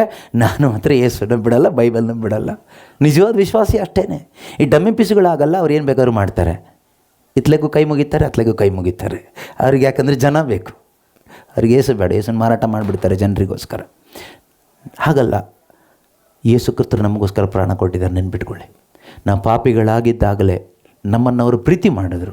ಹೇಗೆ ಪ್ರೀತಿ ಮಾಡಿದ್ರು ಕೇಳಿದ್ರೆ, ಈ ಲೋಕದಲ್ಲಿ ಮನುಷ್ಯರು ಪ್ರೀತಿ ಮಾಡೋ ಥರ ಮಾಡಿಲ್ಲ. ಮನುಷ್ಯರು ಹೇಗೆ ಪ್ರೀತಿ ಮಾಡ್ತಾರೆ ಕೇಳಿದ್ರೆ, ನಮ್ಮ ಶರೀರ, ಈ ಹುಳ ಹಿಡಿದು ಹೋಗುವ ಈ ಶರೀರಕ್ಕೆ ಏನು ಬೇಕು ಅದು ಕೊಟ್ಟು ಪ್ರೀತಿ ಮಾಡ್ತಾರೆ. ಯೇಸು ಶರೀರಕ್ಕೆ ಬೇಕಾಗಿರೋದೆಲ್ಲ ಕೊಟ್ಟಿರೋದು. ಶಾಶ್ವತವಾಗಿ ಉಳಿಬೇಕಾದ ನಮ್ಮ ಆತ್ಮಕ್ಕೆ ಜೀವ ಕೊಟ್ಟು ನಮ್ಮನ್ನು ಅವರು ಕಾಪಾಡಿದ್ದಾರೆ ತಮ್ಮ ಶಿಲುಬೆ ಮರಣದ ಮುಖಾಂತರ. ಈ ಆತ್ಮ ಒಂದ ನರಕದಲ್ಲಿರುತ್ತೆ ಶಾಶ್ವತವಾಗಿ, ಅಥವಾ ಸ್ವರ್ಗದಲ್ಲಿರುತ್ತೆ. ಇದು ರಕ್ಷಣೆ ಹೊಂದಿದರೆ ದೇವರ ಜೊತೆಯಲ್ಲಿ ಇರುತ್ತೆ. ಇದು ರಕ್ಷಣೆ ಹೊಂದದೇ ಇದ್ದರೆ ನರಕದಲ್ಲಿರುತ್ತೆ. ಈಗ ನಿಮಗೆ ಗ್ಯಾರಂಟಿ ಇದೆಯಾ ನಿಮ್ಮ ಆತ್ಮ ರಕ್ಷಣೆ ಹೊಂದಿದೆ ಅಂತ? ಹೊಂದದೇ ಇದ್ದರೆ ಅದು ನರಕಕ್ಕೆ ಹೋಗುತ್ತೆ ಸತ್ತಾಗ. ರಕ್ಷಣೆ ಹೊಂದಿದ ಆತ್ಮ ಆದರೆ ನರಕಕ್ಕೆ ಹೋಗ್ಲಿಕ್ಕಾಗಲ್ಲ. ನೀವು ಅದನ್ನು ಮತ್ತೆ ಎಕ್ಸ್ಟ್ರಾ ಏನು ಮಾಡೋದು ಬೇಕಾಗಿಲ್ಲ. ಅದು ಯೇಸು ಕ್ರಿಸ್ತರು ಬಂದಾಗ ಹೆಸರಿಡಿದು ಕರೆದು ಅದಕ್ಕೊಂದು ಹೊಸ ಶರೀರವನ್ನು ಕೊಟ್ಟು ಸ್ವರ್ಗೀಯ ದೇಹವನ್ನು ಕೊಟ್ಟು ರೂಪಾಂತರಗೊಳಿಸಿ ಪರಲೋಕ ರಾಜ್ಯಕ್ಕೆ ಕರ್ಕೊಂಡೋಗ್ತಾರೆ ನಮ್ಮನ್ನು. ಆ ಒಂದು ನಿರೀಕ್ಷೆಯಲ್ಲಿ ಅದು ಈಡೇರುತ್ತೆ ಎಂದು ಬದುಕುತ್ತಿರುವ ಜೀವನವೇ ವಿಶ್ವಾಸದ ಜೀವನ. ಅವರೇ ನಿಜವಾದ ವಿಶ್ವಾಸಿಗಳು. ನಿಮ್ಮಲ್ಲಿ ಯಾರೆಲ್ಲ ಈ ನಿರೀಕ್ಷೆಯಲ್ಲಿ ಇದ್ದೀರೋ ನೀವೆಲ್ಲ ನಿಜವಾದ ವಿಶ್ವಾಸಿಗಳೇ. ಈ ನಿರೀಕ್ಷೆ ಇಲ್ಲದೆ ಬದುಕ್ತಾ ಇದ್ದೀರಲ್ಲ, ಎಲ್ಲ ಡಮ್ಮಿ ಪೀಸ್ಗಳೇ. ಬೇಜಾರಾಗಬೇಡಿ, ನಾವು ಮಾನಸಾಂತರ ಪಡಬೇಕಷ್ಟೇ. ಅರ್ಥ ಆಗ್ತಿದೆಯಾ? ನಾವೇನಾದರೂ ಕಾಯಿಲೆ ಇದೆ ಅಂತ ಆಸ್ಪತ್ರೆಗೆ ಹೋಗ್ತೀವಿ, ಡಾಕ್ಟ್ರ್ ಚೆಕ್ ಮಾಡ್ತಾರೆ, ಏನೋ ಒಂದು ದೊಡ್ಡ ಕಾಯಿಲೆ ಇದೆ ಅಂತ ಹೇಳ್ತಾರೆ. ಆಗ ನಾವು ಡಾಕ್ಟ್ರನ್ನ ಹೊಡಿಗೆ ಹೋಗ್ತೀವಾ? ಏನು ಮಾಡ್ತೀವಿ? ಡಾಕ್ಟ್ರೆ ಕೈ ಕಾಲಿಗೆ ಬೀಳ್ತೀವಿ. ಡಾಕ್ಟ್ರ್ ಕಾಲಿಗೆ ಹಿಡಿದ್ಬಿಟ್ಟು, ಡಾಕ್ಟ್ರೆ ಎಷ್ಟು ಖರ್ಚಾದರೂ ಪರವಾಗಿಲ್ಲ, ಏನಾದರೂ ಪರವಾಗಿಲ್ಲ, ನನಗಿದು ವಾಸಿ ಆಗಬೇಕು, ಅಥವಾ ನಮಗೆ ಕಾಯಿಲೆ ವಾಸಿ ಮಾಡಿಸ್ಕೊಡಿ, ನಾವು ಹೇಳಲ್ವಾ? ಹಾಗೆ ನಾವು ನರಕಕ್ಕೆ ಹೋಗ್ತೀವಿ ಅಂತ ಗೊತ್ತಾದ ಮೇಲೆ ನಾವು ಅಡ್ಡ ಬೀಳ್ಬೇಕು. ದೇವರೇ ನನ್ನ ಕಾಪಾಡಿ, ಯೇಸುವೆ ನನ್ನ ಪಾಪಿ, ನನ್ನ ಮೇಲೆ ಕರುಣೆ ತೋರಿ, have mercy on me lord, I am A Sinner, ನಾನೊಬ್ಬ ಪಾಪಿ, ನನ್ನ ಮೇಲೆ ಕರುಣೆ ತೋರಿ ದೇವರೇ ಅಂತ ನಮ್ಮ ಒಳಗಡೆ ಏನು ಬರಬೇಕು? ಆ ಒಂದು ಪಶ್ಚಾತ್ತಾಪ ಬರಬೇಕು, ರಿಪೆಂಟೆನ್ಸ್ ಬರಬೇಕು. ಆಗ ಖಂಡಿತವಾಗ್ಲೂ ನಮ್ಗೆ ಏನು ಸಿಗುತ್ತೆ? ದೇವರ ಕರುಣೆ ಸಿಗುತ್ತೆ. ದೇವರ ಕರುಣೆ ಯಾರಿಗೆ ಅನುಭವಿಸ್ಲಿಕ್ಕಾಗುತ್ತೆ ಗೊತ್ತಾ? ಪಶ್ಚಾತ್ತಾಪ ಪಡುವ ಪಾಪಿಗೆ. ಎಲ್ರಿಗೂ ಅಲ್ಲ, ಪಶ್ಚಾತ್ತಾಪ ಪಡುವ ಪಾಪಿಗೆ. ವಾಕ್ಯ ಹೇಳುತ್ತಲ್ವ, ವೈದ್ಯನ ಅವಶ್ಯಕತೆ ಇರೋದು ಯಾರಿಗಂತೆ? ಎಲ್ರಿಗೂನಾ? ಎಲ್ರಿಗೂ ಡಾಕ್ಟ್ರ್ ಬೇಕಾ? ರೋಗಿಗಳಿಗೆ ಮಾತ್ರ ಡಾಕ್ಟ್ರ್ ಬೇಕಾ? ರೋಗಿಗಳಿಗೆ ಮಾತ್ರ ಡಾಕ್ಟ್ರ್ ಬೇಕು. ಹಾಗಾದರೆ ಯೇಸು ಯಾರಿಗೆ ಬೇಕು? ಯೇಸು ಯಾರಿಗೆ ಬೇಕಂದರೆ ಯಾರು ಪಾಪಿ ಅಂತ ಒಪ್ಕೊಳ್ತಾರೋ ಅವ್ರಿಗೆ ಯೇಸು ಬೇಕು. ಯಾರಿಗೆ ಯೇಸು ಸಿಗ್ತಾರೆ ಕೇಳಿದರೆ, ಯಾರು ಪಾಪಿ ಅಂತ ಒಪ್ಕೊಳ್ತಾರೋ, ಅಂದರೆ ಪಶ್ಚಾತ್ತಾಪದ ಹೃದಯದಿಂದ ಯಾರು ದೇವರೇ ನನ್ನ ಪಾಪಿ, ನನಗೆ ಕರುಣೆ ಬೇಕು ಅಂತ ಯಾರು ಮೊರೆ ಇಡ್ತಾರಲ್ವ, ಅವ್ರಿಗೆ ಯಾರು ಸಿಗ್ತಾರೆ? ಅವರಿಗೆ ಯೇಸು ಸಿಗ್ತಾರೆ. ಅವ್ರಿಗೆ ರಕ್ಷಣೆ ಸಿಗುತ್ತೆ, ಅವರಿಗೆ ರಕ್ಷಕ ಸಿಗ್ತಾನೆ. ಅವನ ಜೀವನ ರಕ್ಷಿಸಲ್ಪಡ್ತದೆ, ಅವನ ಆತ್ಮದಲ್ಲಿ ಆನಂದ ಬರುತ್ತದೆ. ಯೇಸು ಹೇಳಿದ್ದೇನು ಗೊತ್ತಾ? ಈ ರಕ್ಷಣೆಯನ್ನು ಯಾರಿಗೂ ಕಸ್ಕೊಳ್ಳೋಕ್ಕಾಗಲ್ಲ. ಮರಿಯಳು ಉತ್ತಮವಾದದ್ದನ್ನು ಆರಿಸ್ಕೊಂಡಿದ್ದಾಳೆ ಅಂದರೆ, ಮರಿಯಳು ಈ ಶುಭ ಸಂದೇಶದ ಮೂಲಕ, ವಾಕ್ಯದ ಮೂಲಕ ರಕ್ಷಣೆ ಆರಿಸ್ಕೊಂಡಿದ್ದಾಳೆ.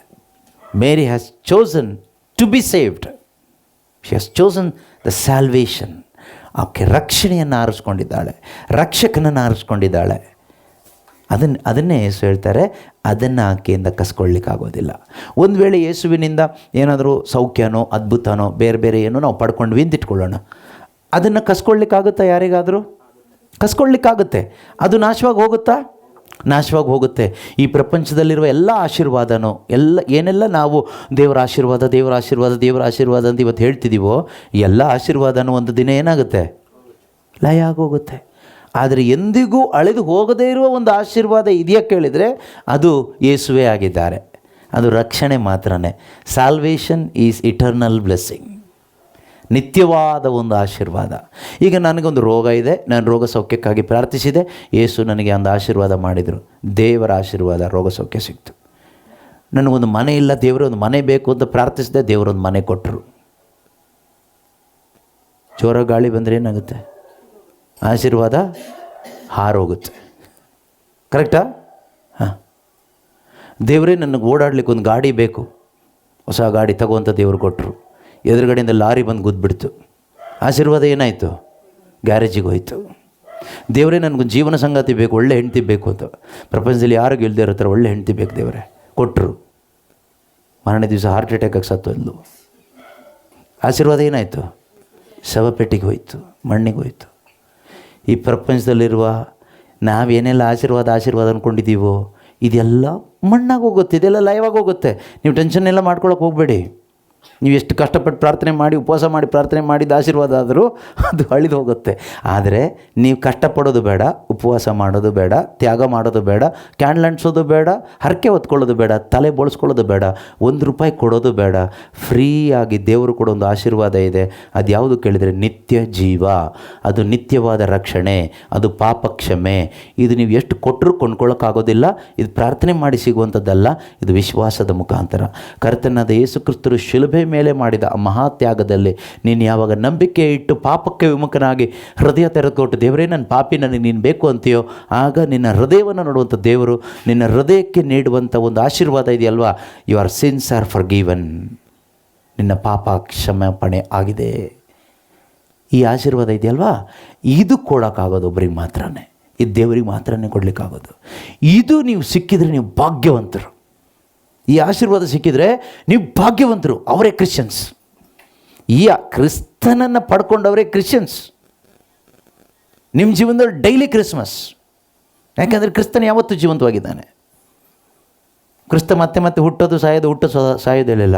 ವರ್ಷದಲ್ಲಿ ಡಿಸೆಂಬರಲ್ಲಿ ಹುಟ್ಟೋದು, ಮತ್ತು ಏಪ್ರಿಲ್ ಮೇ ಆಗೋದು ಸತ್ತೋಗೋದು, ಮತ್ತು ಡಿಸೆಂಬರಲ್ಲಿ ಹುಟ್ಟೋದು, ಮತ್ತು ಏಪ್ರಿಲ್ ಮೇಲೆ ಸಾಯೋದು, ಆ ಥರ ಎಲ್ಲ ಇಲ್ಲ. ಅದು ಸುಮ್ಮನೆ ನಾವು ಮಾಡ್ಕೊಳ್ತಿದ್ದೀವಿ ಅಷ್ಟೇ. ನಾವು ಹೇಳೋದು ಸ್ಮರಣೆಗಾಗಿ ಮಾಡ್ತೀವಿ ಅಂತ. ಏನು ಸ್ಮರಣೆನೋ ಗೊತ್ತಿಲ್ಲ.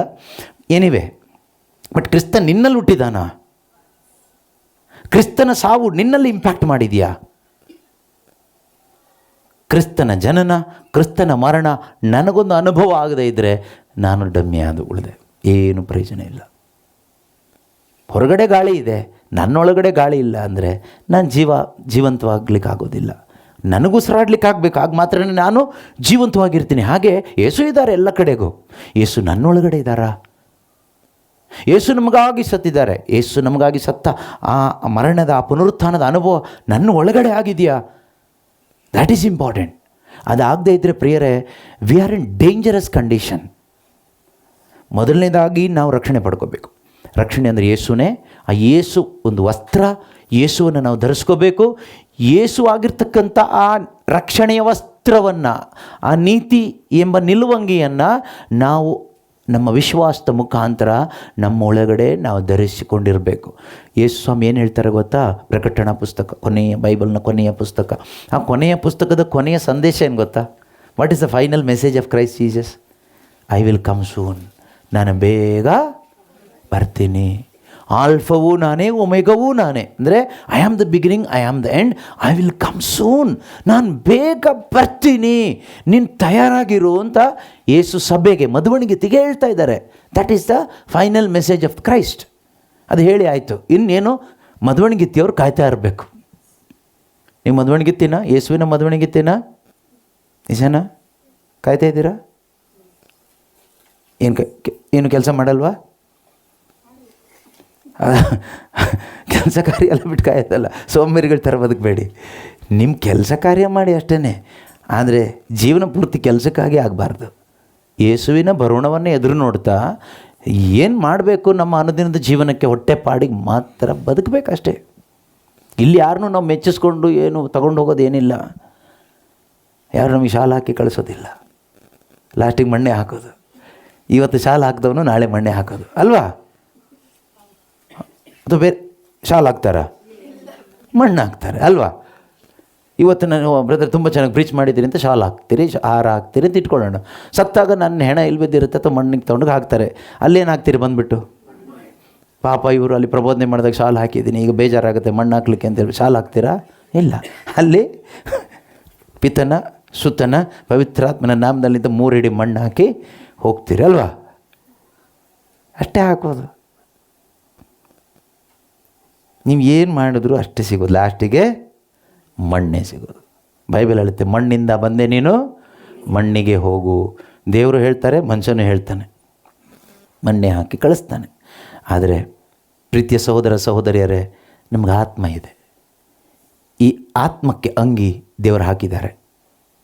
ನಾವು ಯೇಸು ಕ್ರಿಸ್ತನಲ್ಲಿ ವಿಶ್ವಾಸ ಇಟ್ಟಾಗ ಆ ಪವಿತ್ರ ಆತ್ಮರು ನಮಗೆ ಒಂದು ನೀತಿ ಎಂಬ ನಿಲುವಂಗಿಯನ್ನು ಹಾಕ್ತಾರೆ. ನಮ್ಮ ಒಳಗಡೆ ಒಂದು ಅಂಗಿ ಹಾಕ್ತಾರೆ. ರೋಬ್ ಆಫ್ ರೈಚಸ್ನೆಸ್ ಅಂತ ಹೇಳ್ತೀವಿ, ಅಥವಾ ರೈಚಸ್ನೆಸ್ ಆಫ್ ಕ್ರೈಸ್ಟ್ ಅಂತ ಹೇಳ್ತೀವಿ. ಅದೊಂದು ಅಂಗಿ, ಅದು ಹಾಕ್ಕೋಬೇಕು. ಅದು ಹಾಕ್ಕೊಳ್ಳೋದು ಯಾಕೆ ಅಂದರೆ ನಾವು ನಗ್ನರಾಗಿರಬಾರ್ದು. We should not be naked before God. ನಾವು ಬಟ್ಟೆ ಹಾಕ್ತೀವಿ ಯಾಕೆ ಹೇಳಿ? ನೀವೆಲ್ಲ ಬಟ್ಟೆ ಹಾಕ್ಕೊಂಡಿಲ್ವಾ? ಯಾಕೆ ಹಾಕ್ಕೊಂಡಿದ್ದೀರಾ? ಅದು ಸರಿಯಾದ ಆನ್ಸರ್ ಅದೇನೆ. ಆದರೆ ನಾವು ಹಾಕ್ಕೊಳ್ಳೋದು ಬಟ್ಟೆ ಬೇರೆ ಉದ್ದೇಶಕ್ಕೆ, ಚೆನ್ನಾಗಿ ಕಾಣಬೇಕು ಅಂತ. ಕರೆಕ್ಟ್ ಅಲ್ವಾ? ಈ ಮದುವೆಗೆಲ್ಲ ಹೋಗ್ಬೇಕಾದ್ರೆ ನೀವು ಸಾಧಾರಣ ಬಟ್ಟೆ ಹಾಕ್ಕೊಂಡು ಹೋಗ್ತೀರಾ? ಗ್ರ್ಯಾಂಡಾಗಿ ಹೋಗ್ತೀರಾ. ಯಾಕೆ ಗ್ರ್ಯಾಂಡಾಗಿ ಹೋಗ್ತೀರಾ? ಚೆನ್ನಾಗಿ ಕಾಣಬೇಕು ಅಂತ ಅಷ್ಟೇ, ಬೇರೆ ಏನಿಲ್ಲ. ಮನೆಗೆ ಯಾರಾದರೂ ಅತಿಥಿಗಳು ಬಂದಾಗ ನಾವು ಮಾಮೂಲಿ ಬಟ್ಟೆಯಲ್ಲಿ ಇರ್ತೀವ? ಬಂದವ್ರ ಮುಂದೆ ನಾವು ಚೆನ್ನಾಗಿ ಕಾಣಬೇಕು ಅಂತ ಒಳ್ಳೆ ಬಟ್ಟೆ ಹಾಕ್ಕೊಳ್ಳಲ್ವಾ? ಈಗ ನಾನೀಗ ಚೆನ್ನಾಗಿರೋ ಬಟ್ಟೆ ಹಾಕ್ಕೊಂಡು ಬಂದಿದ್ದೀನಿ, ಯಾಕೆ ಹೇಳಿ? ಯೂಟ್ಯೂಬಲ್ಲಿ ಅಲ್ಲಿ ನೋಡೋರಿಗೆ ಚೆನ್ನಾಗಿ ಕಾಣಬೇಕು ಅಂತ ಅಲ್ವಾ? ಶವಕ್ಕೆ ಶೃಂಗಾರ ಮಾಡ್ದಂಗೆ ಇರುತ್ತೆ. ಏನು ಬಟ್ಟೆ ಹಾಕ್ಕೊಂಡ್ರು ಲಾಸ್ಟಿಗೆ ಅಷ್ಟೇ. ಪರ್ಪಸ್ ಏನು, ಬಟ್ಟೆ ಪರ್ಪಸ್ ಏನು ಅಂದರೆ ನಾನು ನನ್ನ ನಗ್ನತೆಯನ್ನು ಮುಚ್ಕೊಳ್ಬೇಕು. ಆದರೆ ಇವತ್ತು ಕಾಸ್ಟ್ಲಿ ಬಟ್ಟೆ ಸಿಗೋದು ಅರ್ಧಂಬರ್ಧ ಬಟ್ಟೆಗಳೇ ಆಗಿಬಿಟ್ಟಿದೆ. ಮೊದಲೆಲ್ಲ ಫುಲ್ ಕವರಿಂಗ್ ಇರೋದು ಸಿಗ್ತಾಯಿತ್ತು. ಈಗ ನೋಡಿದರೆ ಏನು ಇಲ್ಲದೆ ಇರೋದಕ್ಕೆ ಕಾಸ್ಟ್ಲಿ, ಹರಿದು ಹೋಗಿರೋದಕ್ಕೆ ಕಾಸ್ಟ್ಲಿ. ಏನು ಮಾಡೋದು? ಸೈತಾನನ ಸಾಮ್ರಾಜ್ಯ ಆ ರೀತಿ ಆಗಿಬಿಟ್ಟಿದೆ ಈಗ. ಏನಿವೆ, ನಮ್ಗೆ ಆ ವಿಷಯ ಅಲ್ಲ. ದೇವರ ಮುಂದೆ ನಾವು ನಗ್ನರಾಗಿ ಕಾಣಬಾರ್ದು ಅಂದರೆ ನಮಗೆ ದೇವರು ಒಂದು ಬಟ್ಟೆ ಕೊಡ್ತಾರೆ, ಆ ಬಟ್ಟೆನ ಹಾಕೋಬೇಕು. ಆ ಬಟ್ಟೆ ಯೇಸು ಕ್ರಿಸ್ತ. ವಿಶ್ವಾಸ ಇಟ್ಟಾಗ ಏನು ಕೊಡ್ತಾರೆ ಕೇಳಿದರೆ, ತಗೋ ಬಟ್ಟೆ ಕೊಟ್ಟು ಹೇಳ್ತಾರೆ, ಈ ಬಟ್ಟೆಗೋಸ್ಕರ ನಾನು ರಕ್ತ ಚೆಲ್ಲಿದ್ದೇನೆ, ಈ ಬಟ್ಟೆಯನ್ನು ನೀನು ಕಾಪಾಡ್ಕೋ ಅಷ್ಟೆ. ನಮ್ಮ ಕೆಲಸ ಏನು ಗೊತ್ತಾ? ಕ್ರೈಸ್ತರಾದ ನಮ್ಮ ಕೆಲಸ ಈ ಬಟ್ಟೆನ ಕಾಪಾಡಿಕೊಳ್ಳೋದು. ಯಾವ ಬಟ್ಟೆ? ಯೇಸು. ರಕ್ಷಣೆ ಎಂಬ ವಸ್ತ್ರ. ರಕ್ಷಣೆ ಎಂಬ ವಸ್ತ್ರ ಕಾಪಾಡ್ಕೋಬೇಕಷ್ಟೆ. ಸೈತಾನ್ನ ಟಾರ್ಗೆಟ್ ಏನು ಗೊತ್ತಾ? ಈ ವಸ್ತ್ರನ ಗಲೀಜು ಮಾಡಬೇಕು.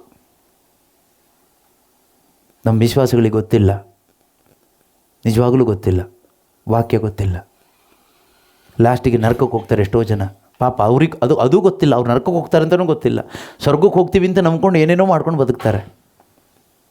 ಪ್ರೀತಿಯ ಸಹೋದರ ಸಹೋದರಿಯರ, ದೇವರು ಅವರ ಆಲೋಚನೆ ಪ್ರಕಾರನೇ ಪ್ರತಿಯೊಂದು ಮಾಡೋದು, ನಮ್ಮ ಆಲೋಚನೆ ಪ್ರಕಾರ ಮಾಡೋದಿಲ್ಲ. ಪ್ರಕಟಣಾ ಗ್ರಂಥದ ಕೊನೆಯ ಅಧ್ಯಾಯದಲ್ಲಿ ಕೊನೆಯ ವಚನಗಳಲ್ಲಿ ನಾವು ನೋಡೋಣ. ಇದನ್ನು ಓದಿ ನಾವು ನಿಲ್ಲಿಸೋಣ, ಸಾಕು. ಓಕೆ, ಪ್ರಕಟಣೆ.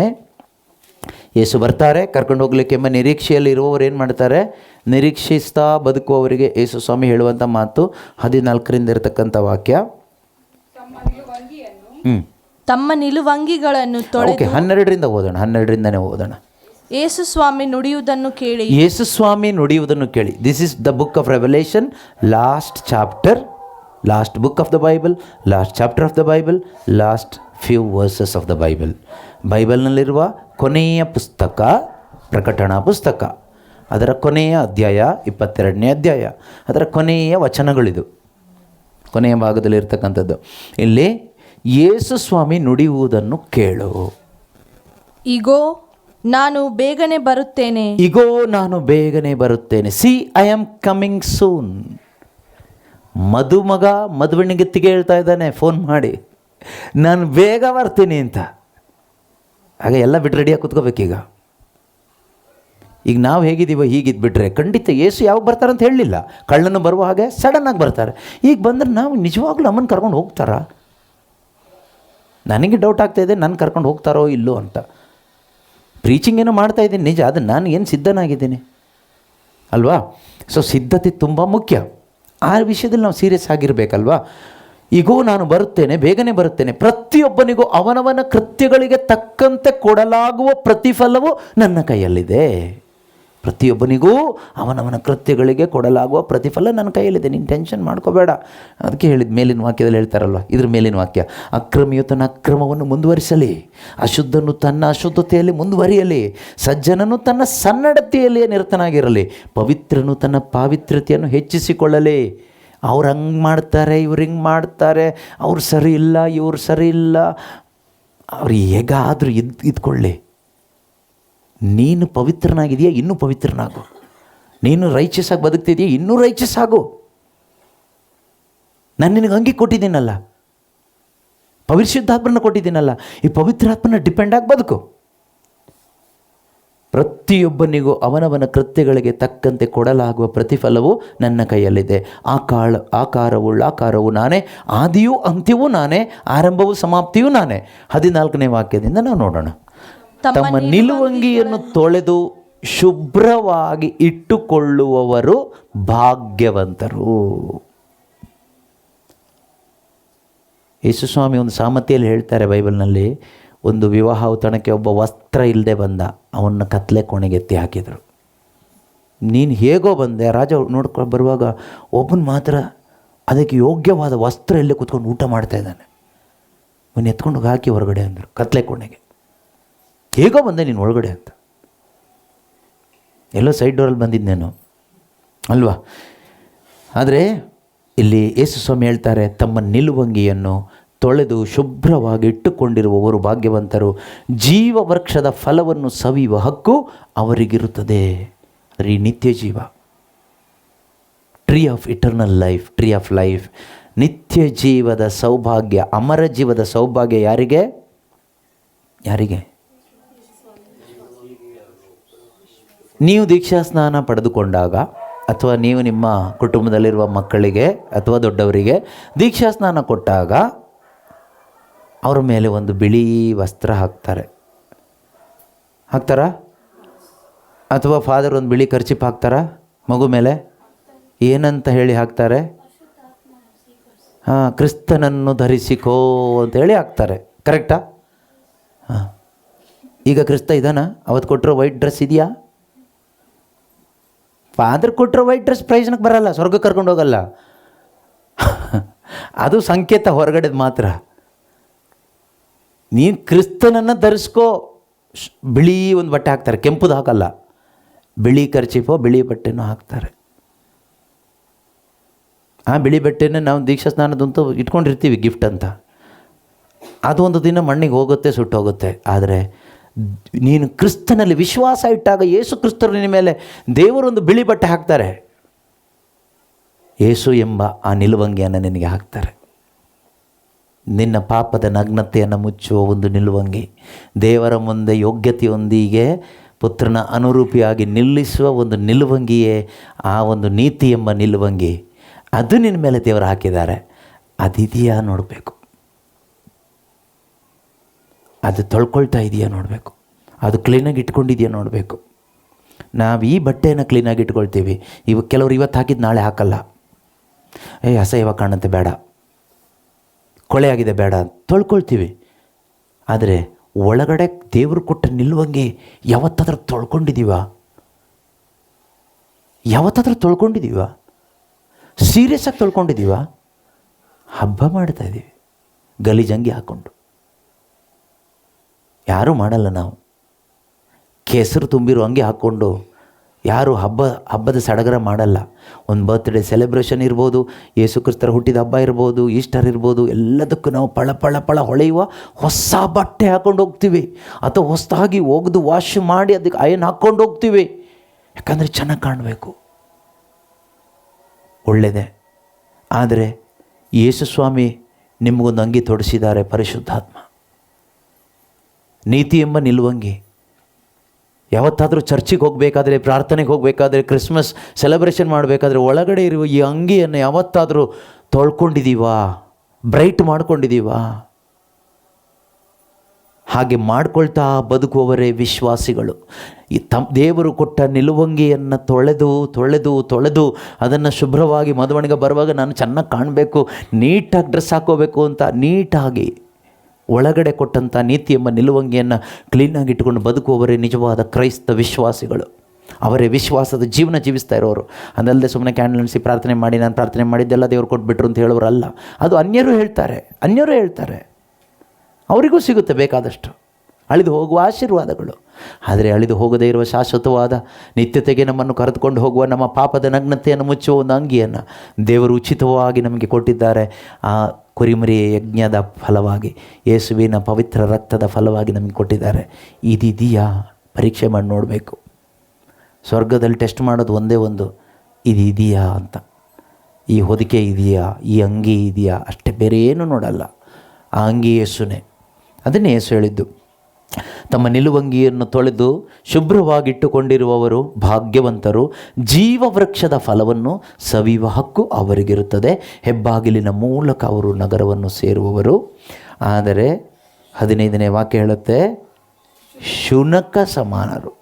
ಏನು ಶುನಕ ಸಮಾನರು ಅಂದರೆ? ಶುನಕ ಅಂದ್ರೇನು? ಡಾಗ್ಸ್, ನಾಯಿಗೆ ಸಮಾನರು ಅಂತ.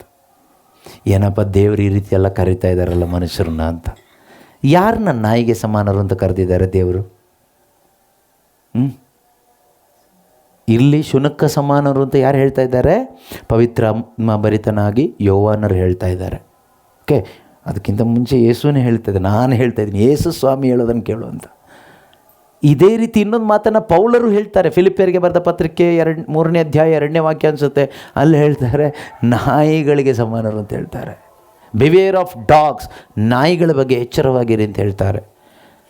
ಆಗ ನಾಯಿ ಬಗ್ಗೆ ಸ್ವಲ್ಪ ನಾವು ಸ್ಟಡಿ ಮಾಡಬೇಕಲ್ವಾ? ಯಾರನ್ನ ನಾಯಿ ಅಂತ ಕರೀತಾ ಇದ್ದಾರೆ ಅವರು? ಇಲ್ಲಿ ಅಲ್ಲಿ ಎಲ್ಲ ಯಾರು ಈ ನಾಯಿಗಳು? ನಾವು ಮನೇಲಿ ಸಾಕ್ತೀವಲ್ಲ ನಾಯಿನ? ಅಲ್ಲ.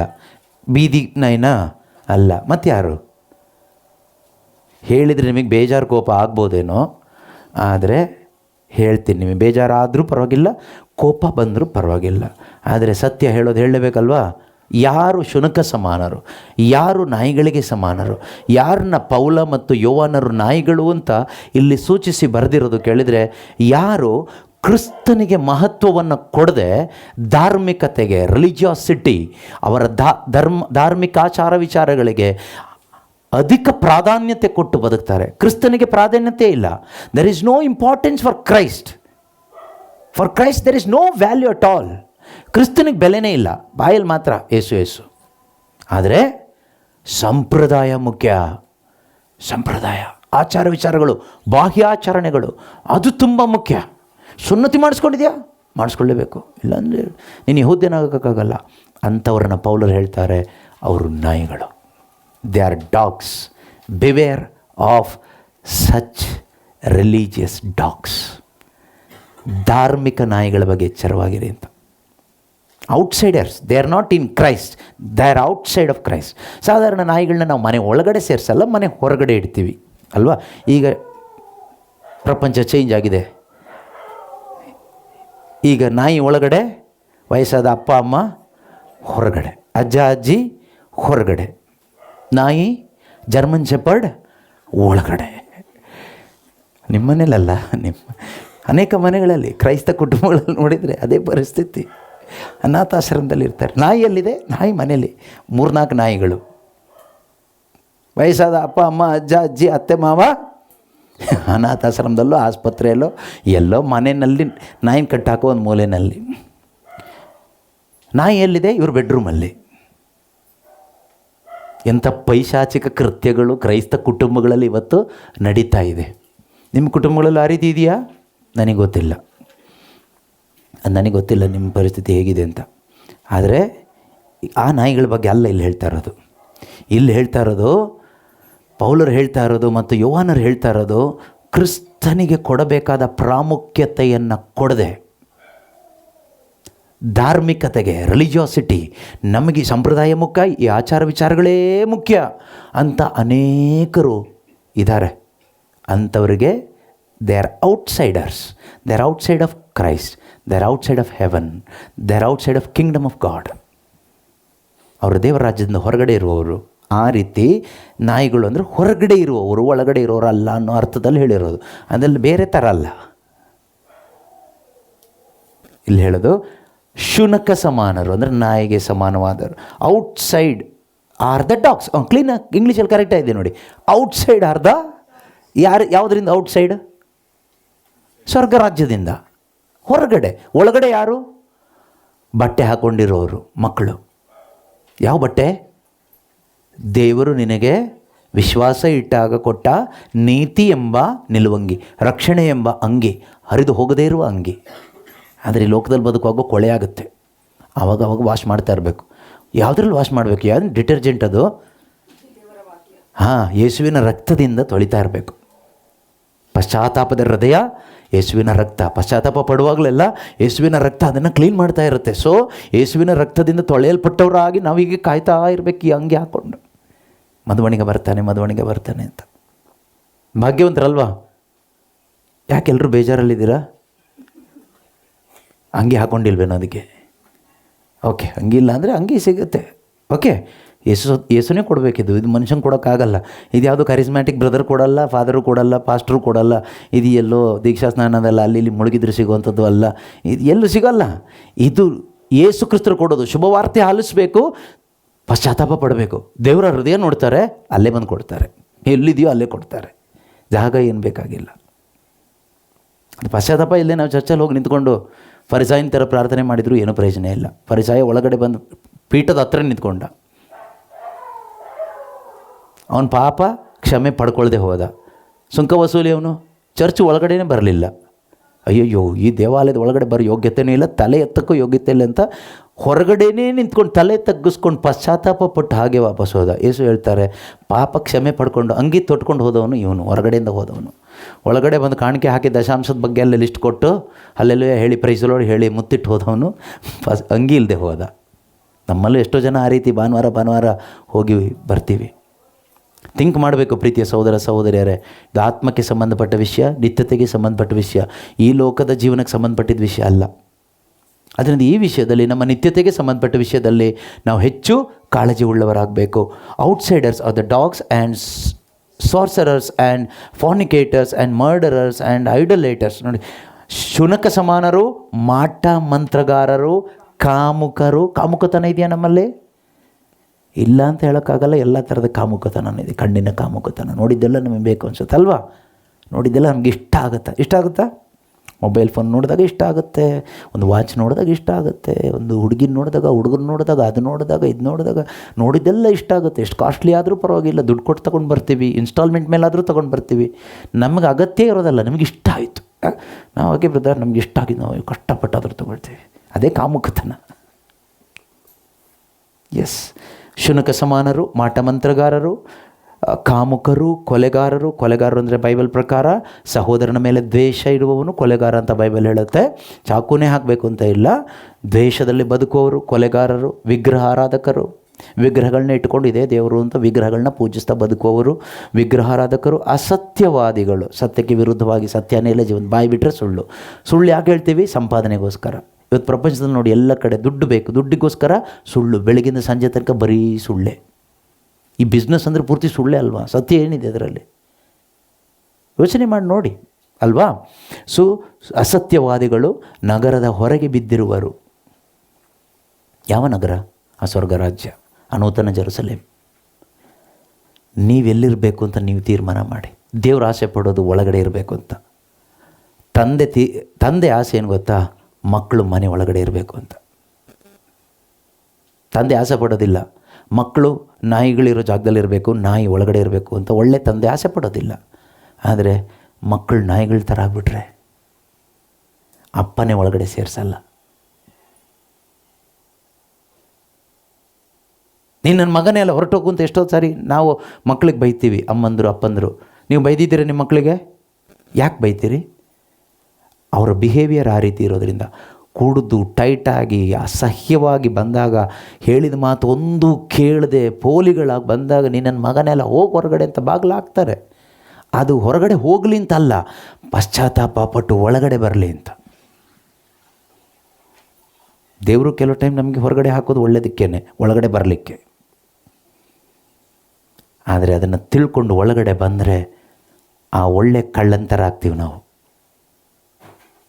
ದೇವರು ಚಾನ್ಸ್ ಕೊಡ್ತಾರೆ ಪ್ರತಿಯೊಬ್ಬರಿಗೂ ಪಶ್ಚಾತ್ತಾಪ ಪಡಲಿಕ್ಕೆ. ಇದು ಲಾಸ್ಟ್ ಚಾನ್ಸ್ ಅಂತ ತಿಳ್ಕೊಬೇಕು ನಾವು. ನಾಳೆ ನೋಡೋಣ ಅಲ್ಲ. ಯೇಸು ಇವತ್ತು ಬಂದರೆ ನಾಳೆ ಏನು ನೋಡ್ತೀವಿ ಅಲ್ವಾ? ಸೊ ಅದರಿಂದ ಪ್ರೀತಿಯ ಸಹೋದರ ಸಹೋದರಿಯರೇ, ನಮ್ಮ ಈ ವಸ್ತ್ರವನ್ನು ತೊಳೆದು ಶುಭ್ರವಾಗಿ ಇಟ್ಟುಕೊಳ್ಳೋಣ.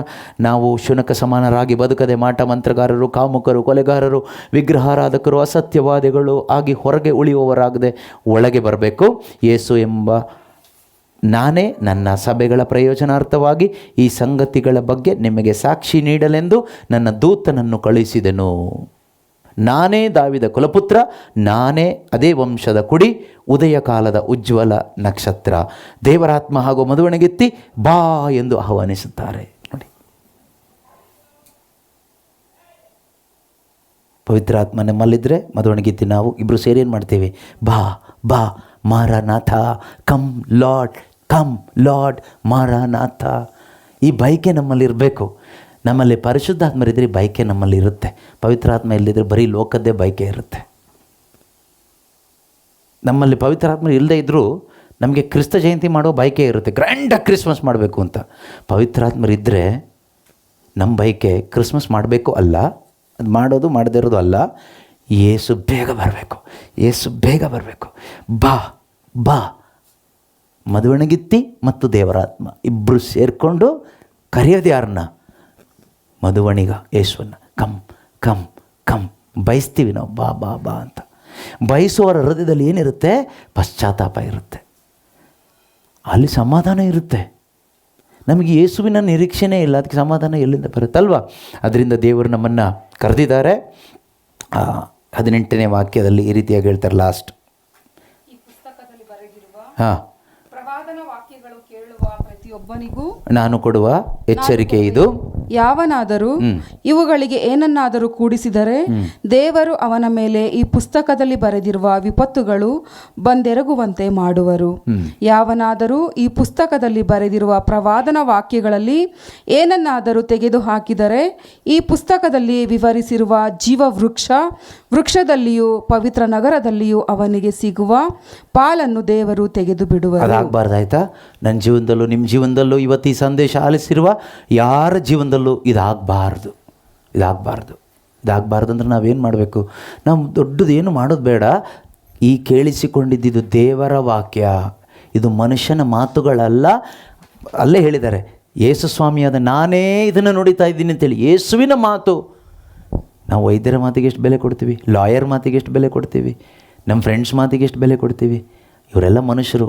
ಆದರೆ ಮನುಷ್ಯನನ್ನು ಉಂಟು ಮಾಡಿದ, ಮನುಷ್ಯನನ್ನು ಹುಡುಕಿಕೊಂಡು ಬಂದು ಮನುಷ್ಯನ ಪಾಪಕ್ಕಾಗಿ ಶಿಲುಬೆ ಮೇಲೆ ತಮ್ಮ ಪ್ರಾಣ ಕೊಟ್ಟು ಸತ್ತು ಸಮಾಧಿ ಮಾಡಲ್ಪಟ್ಟು ಪುನರುತ್ಥಾನರಾಗಿ ಸ್ವರ್ಗಕ್ಕೇರಿ ಹೋಗಿ ಪವಿತ್ರಾತ್ಮನ ಕಳಿಸ್ಕೊಟ್ಟು ಆ ನಿಲುವಂಗಿಯನ್ನು ನಮಗೆ ಕೊಟ್ಟು ನೀವು ವೆಯ್ಟ್ ಮಾಡ್ತಾ ಇರಿ, ನಾನು ಬೇಗ ಬರ್ತೀನಿ ಅಂತ ಹೇಳಿ ಹೋದ ಯೇಸು ಕ್ರಿಸ್ತನ ಆ ಬರುವಿಕೆಯನ್ನು ಎದುರು ನೋಡ್ತಾ ಬದುಕದೇ ಇದ್ದರೆ ನಮ್ಮಂಥ ಅಯೋಗ್ಯರು ಬೇರೆ ಯಾರೂ ಇಲ್ಲ. ಕ್ರೈಸ್ತರು ಅಂದರೆ ಎದುರು ನೋಡ್ತಾ ಬದುಕುವವರು, ಭರವಸೆ ಯಾತ್ರಿಕರು. ಈ ಭರವಸೆಯಲ್ಲಿ ನಮ್ಮ ಪ್ರಯಾಣ, ಹಾಗೆ ಸಂತೋಷ ಇರುತ್ತೆ. ಇದಕ್ಕೆಲ್ಲ ಸಾಕ್ಷಿ ಆಗಿರುವ ಆತನು ಹೌದು ನಾನು ಬೇಗನೆ ಬರುತ್ತೇನೆ ಎಂದು ಹೇಳುತ್ತಾನೆ. ಆಮೇನ್. ಪ್ರಭು ಯೇಸುವೆ ಬನ್ನಿ. ಎದ್ದು ನಿಂತ್ಕೊಳ್ಳೋಣ, ಪ್ರಾರ್ಥಿಸೋಣ. ಆಮೇನ್. ಪ್ರಭು ಯೇಸುವೆ ಬನ್ನಿ. Come lord Jesus. ಪವಿತ್ರಾತ್ಮನೇ, ನೀವು ನಮಗೆ ಕೊಟ್ಟ ಈ ಸುಂದರವಾದ ಸಮಯಕ್ಕಾಗಿ, ವಚನಗಳಿಗಾಗಿ ಸ್ತೋತ್ರ. ನಮ್ಮೆಲ್ಲರ ರಕ್ಷಣೆಯ ಕುರಿತು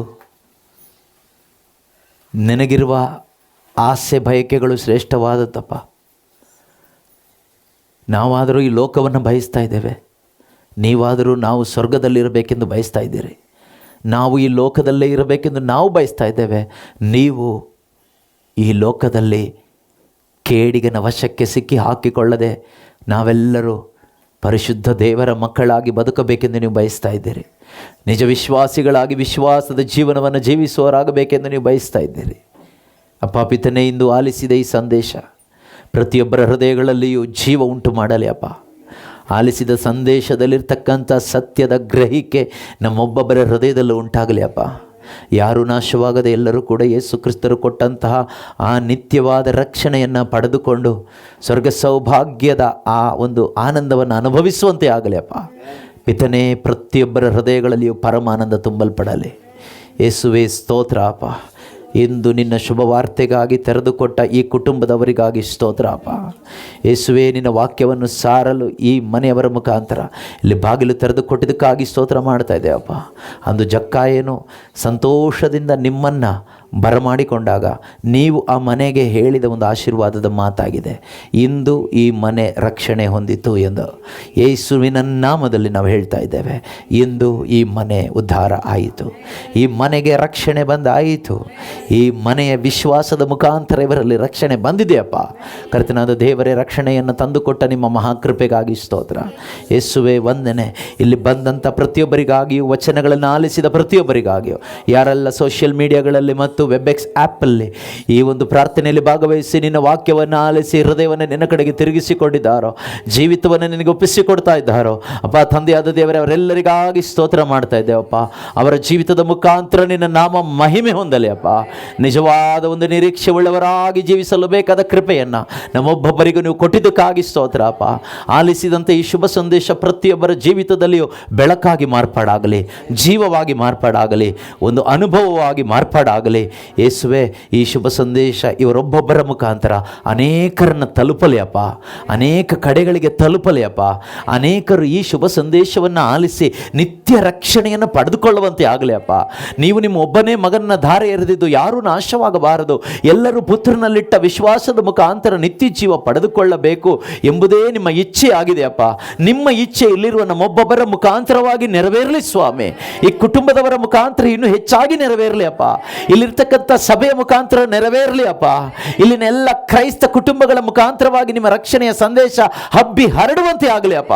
ಥ್ಯಾಂಕ್ ಯು ಜೀಸಸ್, ಹಾಲೆಲೂಯಾ. ತಂದೆಯಾದ ದೇವರೇ, ಯಾರೆಲ್ಲ ಅನಾರೋಗ್ಯದಿಂದ ಇಲ್ಲಿ ಬಳಲ್ತಾ ಇದ್ದಾರೋ ಯೇಸು ನಾಮದಲ್ಲಿ ಅವರಲ್ಲಿ ಸೌಖ್ಯ ಉಂಟಾಗಲಿ ಎಂದು ಪ್ರಾರ್ಥಿಸ್ತಾ ಇದ್ದೇವೆ. ನಿನ್ನ ವಾಕ್ಯವೇ ಸೌಖ್ಯದಾಯಕವಾಗಿದೆಯಪ್ಪ.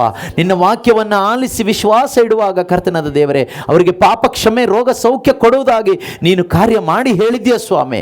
ಅದಕ್ಕಾಗಿ ನಿಮಗೆ ಸ್ತೋತ್ರ ಮಾಡ್ತಾ ಇದ್ದೇವಪ್ಪ. ಅಂದು ಹೊತ್ತುಕೊಂಡು ಬಂದಂಥ ಪಾರ್ಶ್ವವಾಯು ರೋಗಿಗೆ ನೀವು ಹೇಳಿದ ಮಾತಾಗಿದೆ, ನಿನ್ನ ಪಾಪಗಳನ್ನು ಕ್ಷಮಿಸಲಾಗಿದೆ, ಎದ್ದು ನಡೆ ನಿನ್ನ ಹಾಸಿಗೆ ನೆತ್ತಿಕೊಂಡು ಎಂದು.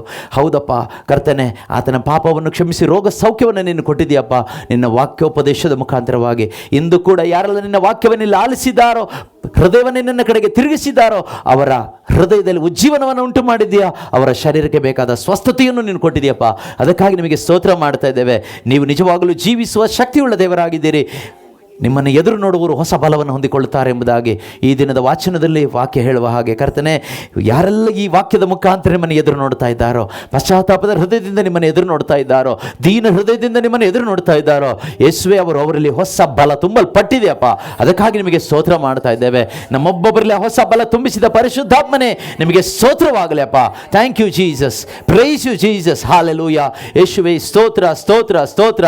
ಇಲ್ಲಿ ನಡೆದಂತೆ ಈ ಪ್ರಾರ್ಥನೆ ಈ ಊರಿಗೆ ಒಂದು ಆಶೀರ್ವಾದವಾಗಲಿ ಅಪ್ಪ, ಈ ಊರಿಗೆ ಒಂದು ಆಶೀರ್ವಾದವಾಗಲಿ ತಂದೆ.